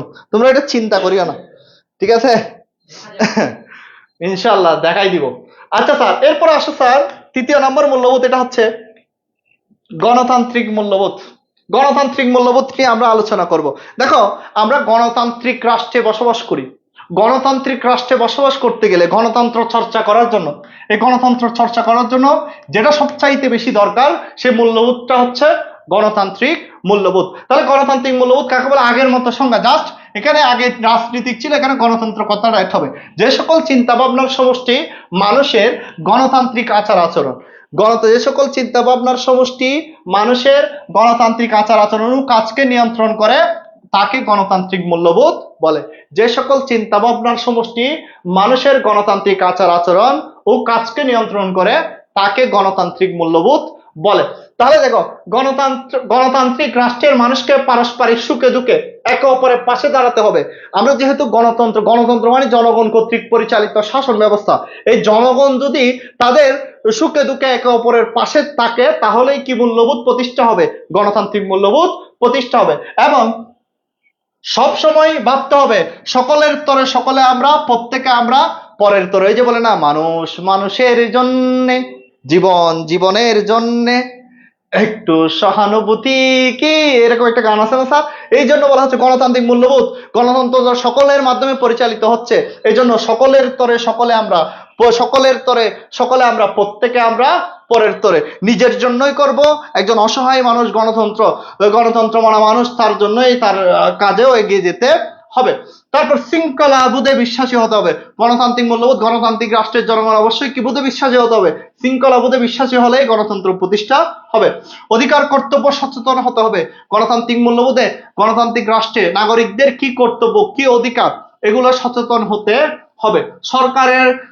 সরকারকে তাদের নীতি ও সিদ্ধান্তের জন্য দায়িত্বশীল ও জবাবদিহিতামূলক আচরণ ও মানসিকতা গড়ে তুলতে হবে, অর্থাৎ সরকারকে তাদের কাজের জন্য জনগণের নিকট জবাবদিহিতা করতে হবে, তাদেরকে অবশ্যই দায়িত্বশীল হতে হবে শাসন কার্য পরিচালনার জন্য। এবার এরকমটা হলেই গণতান্ত্রিক মূল্যবোধ প্রতিষ্ঠা হবে। নির্বাচনে জয় পরাজয় মেনে নিতে হবে, আইনসভাকে কার্যকর করতে হবে। তাহলে দেখো কিছুটা রাজনৈতিক মূল্যবোধের সাথে সামঞ্জস্য, তবে এখানে জনগণকে বেশি প্রাধান্য দেওয়া হচ্ছে, জনগণের মতকে বেশি প্রাধান্য দেওয়া হচ্ছে। অর্থাৎ জনগণ যদি পরস্পর মিলে যদি, অর্থাৎ রাষ্ট্রের বিভিন্ন দায়িত্ব কর্তব্য পালন করে অথবা সরকারকে নীতিমালা প্রণয়ন বা সিদ্ধান্ত গ্রহণের ক্ষেত্রে প্রভাবিত করে, তখনই কি মূল্যবোধ প্রতিষ্ঠা হবে? গণতান্ত্রিক মূল্যবোধ প্রতিষ্ঠা হবে। আশা করি স্যার তোমরা বুঝতে পেরেছো গণতান্ত্রিক মূল্যবোধ কি।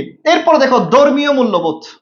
ধর্মীয় মূল্যবোধটা খুবই ইম্পর্টেন্ট, কারণ আমরা বহুজাতিক বহু জাতি গোষ্ঠীর লোকে একটা এই দেশে আছে, বহু জাতি গোষ্ঠীর লোক, বহু ধর্মের লোক এই দেশে আছে। যেমন আমি যদি বলি এখানে হিন্দু আছে, মুসলিম আছে, খ্রিস্টান আছে, বৌদ্ধ আছে, ঠিক আছে স্যার, অনেক ধর্মের লোক এখানে আছে।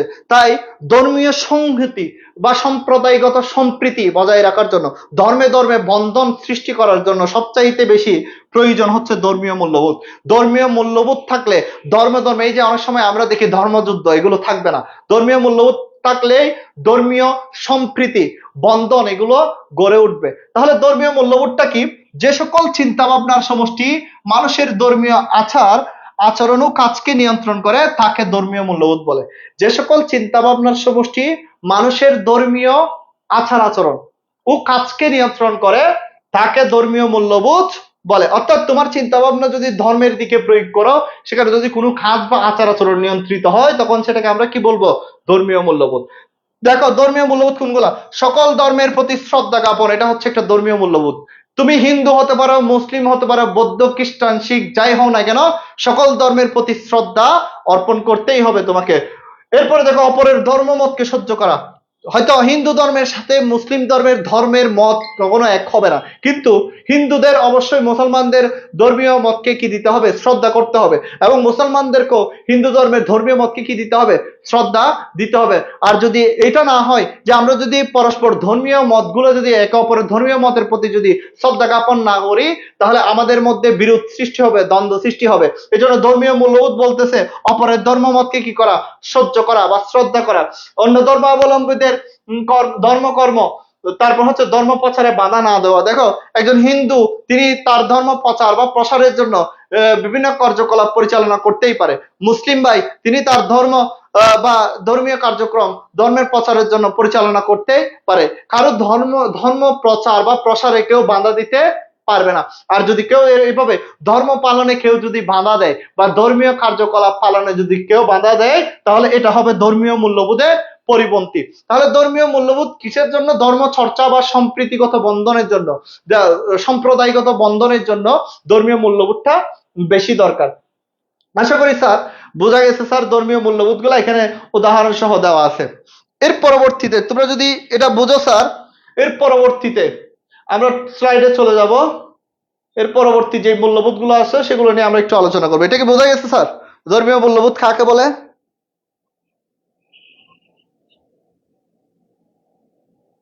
এটা কোন টপিক?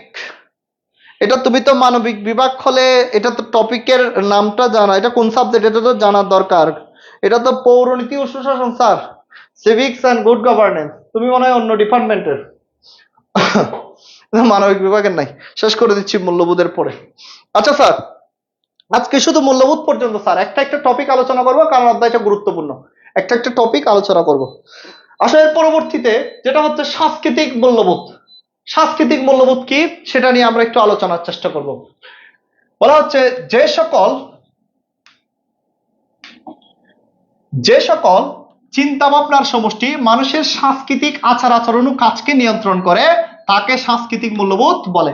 অর্থাৎ তোমার চিন্তা ভাবনা যদি সংস্কৃতির দিকে প্রয়োগ করো, সেগুলো যদি কোনো সাংস্কৃতিক আচার আচরণ ও কাজকে নিয়ন্ত্রণ করে, তখন সেটাকে কি মূল্যবোধ বলা যাবে? সাংস্কৃতিক মূল্যবোধ। সংজ্ঞা কিন্তু সেম। যদি সেটা চিন্তা ভাবনা যদি অর্থাৎ রাজনীতির দিকে প্রয়োগ করো, এখানে রাজনীতিক হবে। চিন্তা ভাবনা যদি সামাজিক দিকে প্রয়োগ করো, সামাজিক হবে।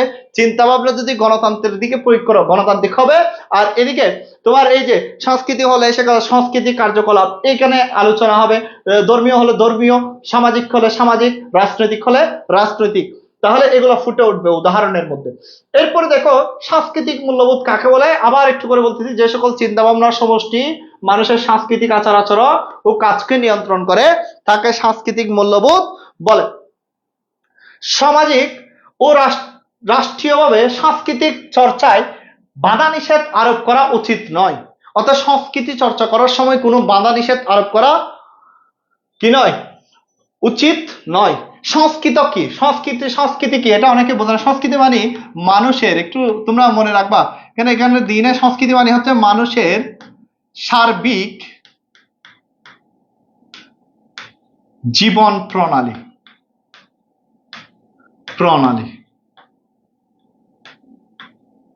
মানুষের সার্বিক জীবন প্রণালী, অর্থাৎ তোমার জীবনের সাথে যা যা আছে, যা যা জড়িত, সে সবগুলাই হচ্ছে তোমার সংস্কৃতি। আমি বাঙালি, আমার জীবন এর সাথে তোমার জীবনের বিভিন্ন দিক মিলে যেতে পারে। তুমি একজন বাঙালি, যেমন আমরা সকালে উঠে একটা নাস্তা করি, সকালে যেটাকে আমরা ব্রেকফাস্ট বলি, চা তো থাকে কম বেশি সবারই।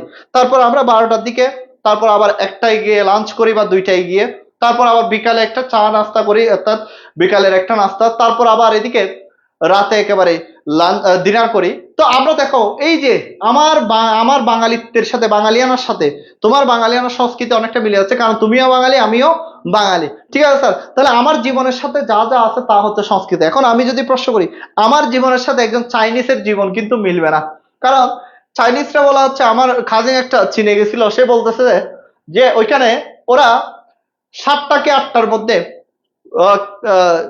ডিনার সেরে ওরা ঘুমাই যাবে, বা খুব আর্লি করে ফেলে, রাতের খাবারটা খুব আর্লি খেয়ে ফেলে। আর এদিকে খুব বুড়োই তারা ঘুম থেকে উঠে যায়, কর্মে নিয়োজিত হয়ে যায়, অর্থাৎ 7টা 8টার দিকে। তাহলে দেখো তাদের জীবনের সাথে, তাদের চাইনিজদের সাথে, একজন চাইনিজের সাথে অন্য একজন চাইনিজ মিলে যাবে তাদের জীবন, কারণ তাদের সংস্কৃতি সেম। আমি বাঙালি, আমার সাথে অন্য একজন বাঙালি, অর্থাৎ বাঙালিয়ানা সংস্কৃতিগুলো মিলে যাবে। তাহলে সংস্কৃতি হচ্ছে তোমার জীবনের সাথে যা যা আছে, সার্বিক জীবন প্রণালীকে কি বলা হচ্ছে, সংস্কৃতি বলা হচ্ছে। আর এই তোমার চিন্তা ভাবনা যখন তোমার সাংস্কৃতিক আচার আচরণ ও কাজকে নিয়ন্ত্রণ করে তাকে কি বলে, সাংস্কৃতিক মূল্যবোধ বলে। তাহলে এই সামাজিক ও রাষ্ট্রীয়ভাবে সাংস্কৃতিক চর্চা বাধা নিষেধ আরোপ করা উচিত নয়। তাহলে রাষ্ট্রীয়ভাবে বলা হচ্ছে তুমি তোমার সংস্কৃতি চর্চা করতে গেলে রাষ্ট্র তোমাকে এটা কি দিবে না, বাধা দিবে না। তবে সংস্কৃতির নামে অপসংস্কৃতি চর্চা, পশ্চিমা বা রুচিহীন সংস্কৃতির চর্চা, আকাশ সংস্কৃতি, বাইরের দেশে যে মন্দ সংস্কৃতি, মন্দ দিকগুলো আছে সেগুলো চর্চা করা যাবে না। বলা হচ্ছে সাংস্কৃতিক মূল্যবোধ মানে হচ্ছে তোমার যেই বাঙালি হয়ে তোমার যে সংস্কৃতিগুলো আছে তুমি সেগুলো লালন করতে পারবে, পালন করতে পারবে, বা সেগুলো লালন পালনের ক্ষেত্রে অন্য একজন বাঙালিকে উদ্বুদ্ধ করতে পারবে, কিন্তু অপসংস্কৃতি থেকে তোমার বাঙালিয়ানা সংস্কৃতিগুলো রক্ষা করতে হবে। এই শিক্ষাটাই দিচ্ছে কি মূল্যবোধ, সংস্কৃতি মূল্যবোধ, যে নিজের সংস্কৃতি চর্চা করো, অপসংস্কৃতি থেকে অন্য সংস্কৃতি রক্ষা করার শিক্ষাটাই দেয় কি মূল্যবোধ, সাংস্কৃতিক মূল্যবোধ। একটা গল্প বলি, দেখো একটা মা, তিনি হচ্ছেন অক্ষর জ্ঞানহীন, অর্থাৎ আমরা যেটাকে বলি মূর্খ। তো তিনি কি করছেন, তার একটা সন্তানকে, তার একটা স্বপ্ন ছিল যে কি আমার একটা সন্তান হলে, আমি তো শিক্ষিত না, আমার সন্তানকে আমি বাইরের দেশে বড় পড়ালেখা করার জন্য বা উচ্চশিক্ষায় শিক্ষিত হওয়ার জন্য পাঠাবো। তো তার একটা সন্তান হলো ফুটফুটে। তো এখন এখানে প্রাতিষ্ঠানিক শিক্ষা এখানে দেওয়ার পরে সে যখন আস্তে আস্তে বড় হয়ে উঠলো, যে উচ্চশিক্ষা লাভের জন্য সন্তানকে মা কোথায় পাঠিয়ে, কষ্ট করে বাইরের দেশে পাঠিয়ে দিল। এখন সন্তান বাইরের দেশে 4-5 বছর থাকার পর দেশে ফিরে আসলো।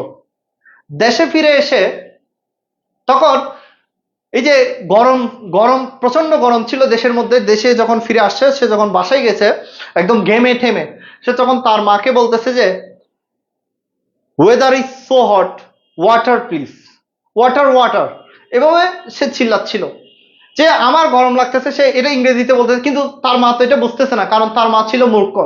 তখন সে তার মা একবার হাত পাকা নিয়ে এসে সন্তানকে বাতাস করতেছে, কারণ সন্তান অস্থিরতা ভোগ করতেছে। তখন একবার বলতেছে তুমি কাপড় খুলে ফেলো, যে যেহেতু তোমার শার্টটা খুলে রাখো, এক সাইডে রাখো, গরম লাগতেছে যেহেতু। কতক্ষণ গামছা এনে দিচ্ছে, কিন্তু সে যে পানি চাচ্ছে সেটা মা বুঝতেছে না। তখন সন্তান গরম হয়ে যখন মার এই অদ্ভুত কার্যকলাপ গুলো দেখে সে বলতেছে যে হোয়াট রাবিশ, তুমি কি বুঝতেছো না আমি কি বলতেছি? তখন দেখো এই যে মা তখন একটা মাকে গালি দিয়ে দিছে সন্তান, যে মা বুঝতেছে না। দেখো মা কিন্তু সন্তানকে উচ্চশিক্ষার জন্য বাইরের দেশে পাঠাইছে, যে সন্তান ভালোভাবে শিক্ষিত হয়ে আসবে, কিন্তু তার মধ্যেও বাইরের দেশের কৃষ্টি কালচার গুলা ঢুকে গেছে। সে তার মার সাথে কিভাবে ব্যবহার করবে, আগে কিভাবে ব্যবহার করেছিল সে সবগুলা কি হয়ে গেছে, এখন ভুলে গেছে। সেজন্য সামান্য এই যে মা পানি আনতে, এটা তার কথাটা বুঝতে পারে নাই বিদায় মাকে বলতে তো হোয়াট রাবিশ। তাহলে এখানে অপসংস্কৃতি ঢুকে গেছে। তো এটা বলতে সাংস্কৃতিক মূল্যবোধ কি বলে, যে আমার বাঙালি সংস্কৃতিগুলো, তুমি বাঙালি হিসেবে বাঙালি সংস্কৃতিগুলো লালন করতে হবে, পালন করতে হবে। অপসংস্কৃতি থেকে তুমি বাঙালি সংস্কৃতি, বাঙালির যে কৃষ্টি কালচার আছে সেগুলোকে কি করতে হবে, রক্ষা করতে হবে। আর এই শিক্ষাটা দেয় কি মূল্যবোধ, সাংস্কৃতিক মূল্যবোধ। আশা করি স্যার সাংস্কৃতিক মূল্যবোধ কি তোমরা বুঝতে পেরেছো। স্যার এতটুকু পর্যন্ত বোঝা গেছে সাংস্কৃতিক মূল্যবোধ। এরপর আর বেশি নাই স্যার, আর দুইটা কি তিনটা মূল্যবোধ নিয়ে আমরা আলোচনা করে আজকের ক্লাসটা এখানে ইতি টানবো। এটা কি বোঝা গেছে স্যার?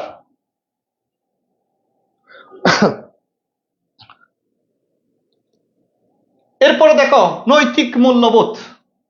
এই নৈতিক মূল্যবোধ মানুষের নীতি নৈতিকতা থেকে জাগ্রত হয়। এখানে দেওয়া আছে যে সকল চিন্তা ভাবনার সমষ্টি মানুষের নৈতিক আচার আচরণ ও কাজকে নিয়ন্ত্রণ করে তাকে নৈতিক মূল্যবোধ বলে।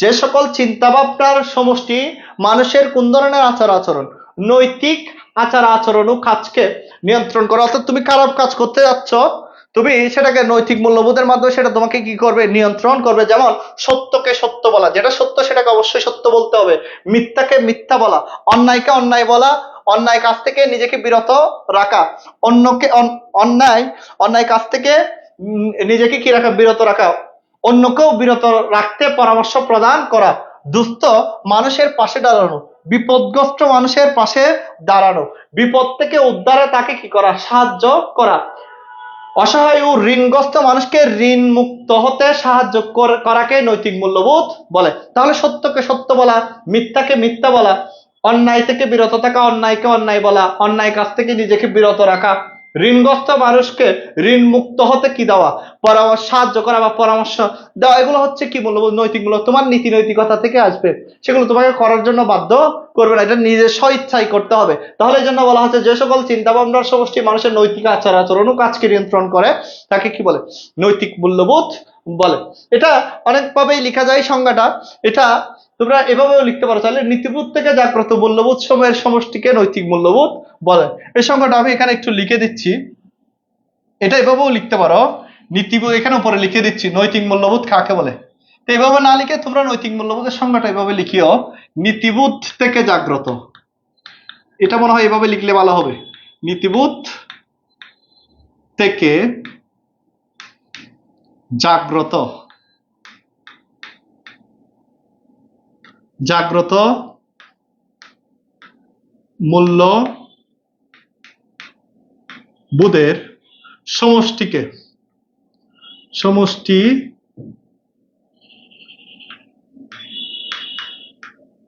সমষ্টিকে নৈতিক মূল্যবোধ বলে। নৈতিক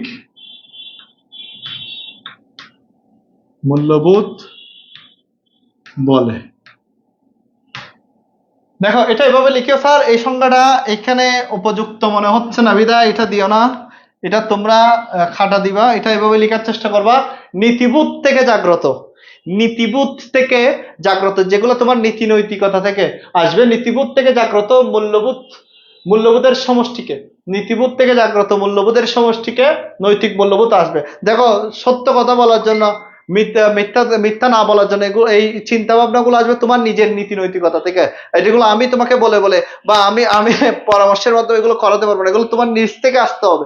এই জন্য বলা হচ্ছে নিজের নীতি নৈতিকতা থেকে যখন যে মূল্যবোধটা ফুটে উঠবে সেগুলোকে আমরা কি বলবো, নৈতিক মূল্যবোধ। আমাদের নীতি নৈতিকতা, আমরা যখন মিথ্যা কথা বলি আমাদের নৈতিকতা বলে যে মিথ্যা বলা মহাপাপ, এই যে আমার নীতি নৈতিকতা আমাকে স্পর্শ করতেছে যে মিথ্যা না বলার জন্য, সত্য বলার জন্য, সৎ পথে থাকার জন্য, এগুলো হচ্ছে কি মূল্যবোধ, নৈতিক মূল্যবোধ।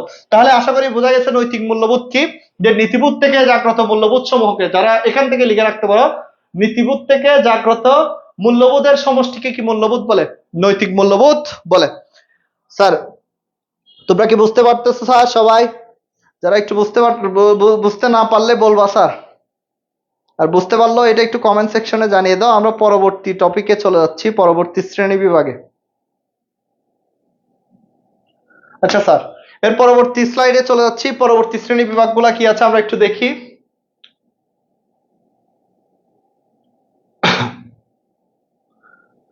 এর পরবর্তীতে আর দুইটা মূল্যবোধ নিয়ে আলোচনা করব। সেটা হচ্ছে, একটা হচ্ছে আধ্যাত্মিক মূল্যবোধ। এগুলো একটু বোঝার চেষ্টা করো, অনেকে বোঝে না। আধ্যাত্মিক মূল্যবোধ, তারপর হচ্ছে আধুনিক মূল্যবোধ। বলা হচ্ছে যে সকল চিন্তা ভাবনার সমষ্টি মানুষের আধ্যাত্মিক আচার আচরণ ও কাজকে নিয়ন্ত্রণ করে তাকে কি মূল্যবোধ বলে? আধ্যাত্মিক মূল্যবোধ বলে। যে সকল চিন্তা ভাবনার সমষ্টি মানুষের আধ্যাত্মিক আচার আচরণ ও কাজকে নিয়ন্ত্রণ করে তাকে কি মূল্যবোধ বলে? আধ্যাত্মিক মূল্যবোধ বলে। ঠিক আছে স্যার? আধ্যাত্মিক মানুষ, দেখো মানুষের সুপ্ত কিছু আশা আকাঙ্ক্ষা থাকে। বলা হচ্ছে আমরা সব সময়, সব মানুষই ভালো থাকতে চাই, ভালো কাজ করতে চাই, প্রতিদিন চাই যে আমি আজকে একটা মিথ্যা কথাও বলবো না, আমি আজকে যা বলবো, যাহা যাহা বলিব সত্য বলিব, সত্য ছাড়া মিথ্যা বলিব না। এটা আমাদের সুপ্ত, আমাদের আকাঙ্ক্ষা থাকে যে আমি ভালোভাবে থাকবো, ভালোভাবে চলবো, বা আমি অন্যায় থেকে কি থাকবো, বিরত থাকবো। কিন্তু অনেক সময় পরিস্থিতির কারণে, একটা ওয়ার্ড, পরিস্থিতির কারণে আমরা ভালো থাকতে পারি না, বা আমাদের ভালো থাকা হয়ে ওঠে না, বা আমরা সত্য বলবো বলে সারাদিন নিয়ত করি কিন্তু আমরা সত্য বলতে পারি না। অনেক সময় পরিস্থিতির কারণে একটা দুইটা সারাদিনে কি বলি, মিথ্যা বলে ফেলি। কিন্তু ওই যে থাকতে চাওয়াটা, এই যে এখানে বলতেছে ভালোভাবে, মানুষ ভালোভাবে সৎভাবে বাঁচতে চায়, সৎ থাকতে চায়, সৎ মানুষকে পছন্দ করে, মিথ্যাবাদী ও অসৎকে ঘৃণা করে। এই যে এগুলো হচ্ছে কি মূল্যবোধ? আধ্যাত্মিক মূল্যবোধ। হয়তো এটা আমার নিজের মধ্যে থাকে, অনেক সময় সেটা আমি নিজের মধ্যে এটা ধারণ করতে পারি, অনেক সময় পারি না। তবে এই যে সৎ থাকতে চাওয়া, ভালো থাকতে চাওয়া, সৎ মানুষকে পছন্দ করা, মিথ্যা বা অসৎকে কি করা, ঘৃণা করা, ভালো কাজ করতে পারলে মনে মনে তৃপ্তি পাওয়া, এগুলো হচ্ছে আধ্যাত্মিক মূল্যবোধ। যে সকল চিন্তা ভাবনার সমষ্টি মানুষের আধ্যাত্মিক আচার আচরণ ও কাজকে নিয়ন্ত্রণ করে তাকে কি বলে? মানুষের আধ্যাত্মিক মূল্যবোধ বলে। আশা করি স্যার আধ্যাত্মিক মূল্যবোধ বোঝা গেছে, যে মানুষ, এই জন্য মানুষ ভালোভাবে সৎভাবে বাঁচতে চায় আধ্যাত্মিক মূল্যবোধের কারণে, সৎ থাকতে চায়, সৎ মানুষকে পছন্দ করে, মিথ্যা ও অসৎ মানুষকে ঘৃণা করে, ভালো কাজ করতে পারলে স্বস্তি লাগে। তাহলে এগুলো সবগুলার সমষ্টি, বা এগুলো সবগুলারই পিছনে কোন দিকটা কার্যত ভূমিকা পালন করে, সেটা হচ্ছে আধ্যাত্মিক মূল্যবোধ। আশা করি আধ্যাত্মিক মূল্যবোধ কি বোঝা গেছে। এরপরে দেখো স্যার, আধুনিক মূল্যবোধ। আধুনিক মূল্যবোধ কি স্যার? আধুনিক মূল্যবোধ যে সকল চিন্তা ভাবনার সমষ্টি মানুষের আধুনিক আচার আচরণ ও কাজকে নিয়ন্ত্রণ করে তাকে কি বলে? আধুনিক মূল্যবোধ বলে। বলা হচ্ছে, এটা আবার অন্যভাবে লিখতে পারো, মূল্যবোধ পরিবর্তনের ফলে যে নতুন মূল্যবোধ সৃষ্টি হয়। আবার বলতেছি, মূল্যবোধ পরিবর্তনের ফলে যে নতুন মূল্যবোধ সৃষ্টি হয় তাকে আধুনিক মূল্যবোধ বলে। কারণ মূল্যবোধ পরিবর্তনশীল। আগে একটা সময় দেখো, সতীদাহ প্রথা ছিল, সহমরণ প্রথা ছিল, বিধবা বিবাহ নিষিদ্ধ ছিল, কিন্তু এখন সতীদাহ প্রথা নাই, যেটা হিন্দু সমাজে ছিল। অর্থাৎ হিন্দু সমাজে কোনো মহিলা তার স্বামী মারা গেলে, কোনো মহিলার স্বামী মারা গেলে ওই মহিলাকেও স্বামীর সাথে একই চিতায় পুড়িয়ে মারা হতো, যেটাকে সতীদাহ প্রথা বলা হচ্ছে। এটা এখন নাই হিন্দু সমাজে। তারপর সহমরণ প্রথা, ওই কি। তারপর হচ্ছে বিধবা বিবাহ নিষিদ্ধ।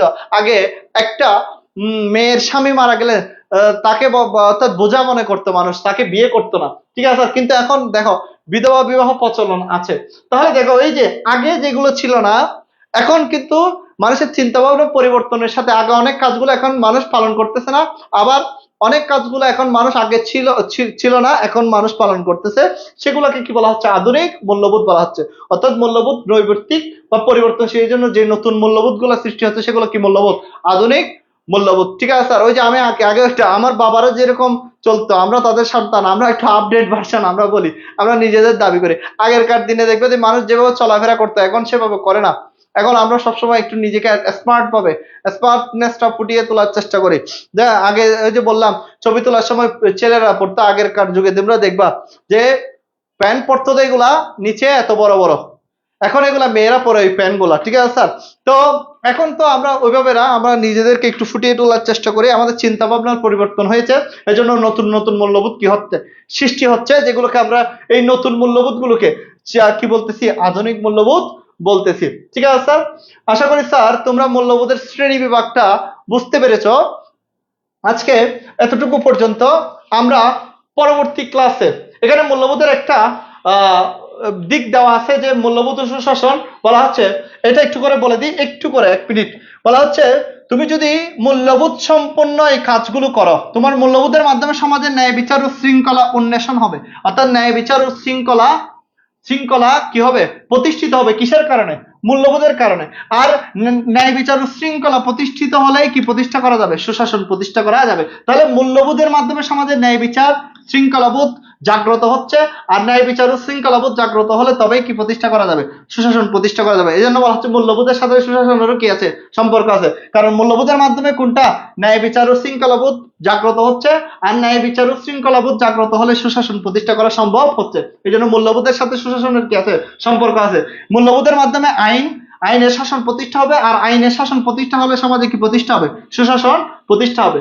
মূল্যবোধের মাধ্যমে সামাজিক ঐক্য বা শৃঙ্খলা প্রতিষ্ঠা হবে। সামাজিক ঐক্য বা শৃঙ্খলা প্রতিষ্ঠা হলে সেই সমাজে কি প্রতিষ্ঠা করা সম্ভব? সুশাসন প্রতিষ্ঠা করা সম্ভব।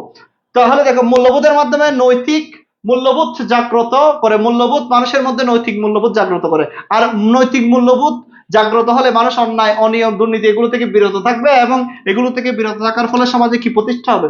সুশাসন প্রতিষ্ঠা হবে। মূল্যবোধ মানুষের মধ্যে কর্তব্যবোধটা জাগ্রত করে। যে একটু আগেই বলছি, মূল্যবোধ মানুষের মধ্যে, বিশেষ করে গণতান্ত্রিক মূল্যবোধে, গণতান্ত্রিক রাষ্ট্রের প্রতি নাগরিকের কি কর্তব্য এগুলো পালনের প্রতি তাগিদ দেয়। তাহলে এই যে মূল্যবোধের মাধ্যমে কর্তব্যবোধটা জাগ্রত হয়, তুমি রাষ্ট্রের কল্যাণে কাজ করতেছো, জনগণের কল্যাণে কাজ করার চেষ্টা করবে, তোমার যেই নাগরিক দায়িত্ব বা কর্তব্য সেগুলো পালনের কি করবে? চেষ্টা করবে। এতে করে রাষ্ট্রের মধ্যে কি প্রতিষ্ঠা হবে? সুশাসন প্রতিষ্ঠা হবে। তাহলে দেখো, তোমরা একটু মিলানোর চেষ্টা করো, এই মূল্যবোধের মাধ্যমে এগুলা নিশ্চিত হচ্ছে। আর এগুলো যদি একটা রাষ্ট্রের মধ্যে নিশ্চিত হয়, তবে এই রাষ্ট্রটার মধ্যে কি প্রতিষ্ঠা করা যাবে? সুশাসন প্রতিষ্ঠা করা যাবে। সর্বশেষ, মূল্যবোধ সরকার ও রাষ্ট্রের জনকল্যাণমুখিতা। অর্থাৎ মূল্যবোধই পারে সরকার ও জনগণকে সরকার ও রাষ্ট্রের জনকল্যাণমুখিতা, অর্থাৎ সরকারকে রাষ্ট্রের জন্য জনকল্যাণমুখিতা করতে কোনটা ভূমিকা রাখতে পারে? মূল্যবোধ ভূমিকা রাখতে পারে। আর সরকার ও রাষ্ট্রের জনকল্যাণমুখী হলে তবেই সেই রাষ্ট্রকে প্রতিষ্ঠা করা সম্ভব, সুশাসন প্রতিষ্ঠা করা সম্ভব। আশা করি স্যার এই মূল্যবোধের সাথে সুশাসনের কি সম্পর্ক? তাহলে মূল্যবোধ থাকলে একটা রাষ্ট্রের সুশাসন প্রতিষ্ঠিত হবে, আর যদি মূল্যবোধ না থাকে একটা রাষ্ট্রে কি প্রতিষ্ঠা হবে না? সুশাসন প্রতিষ্ঠা হবে না। আশা করি স্যার আজকের ক্লাসটা তোমরা সকলেই বুঝতে পেরেছো। ইনশাআল্লাহ নেক্সট ক্লাসে তোমাদের সাথে দেখা হবে। সে অবধি তোমরা সকলে ভালো থাকবে, সুস্থ থাকবে। আল্লাহ হাফেজ স্যার।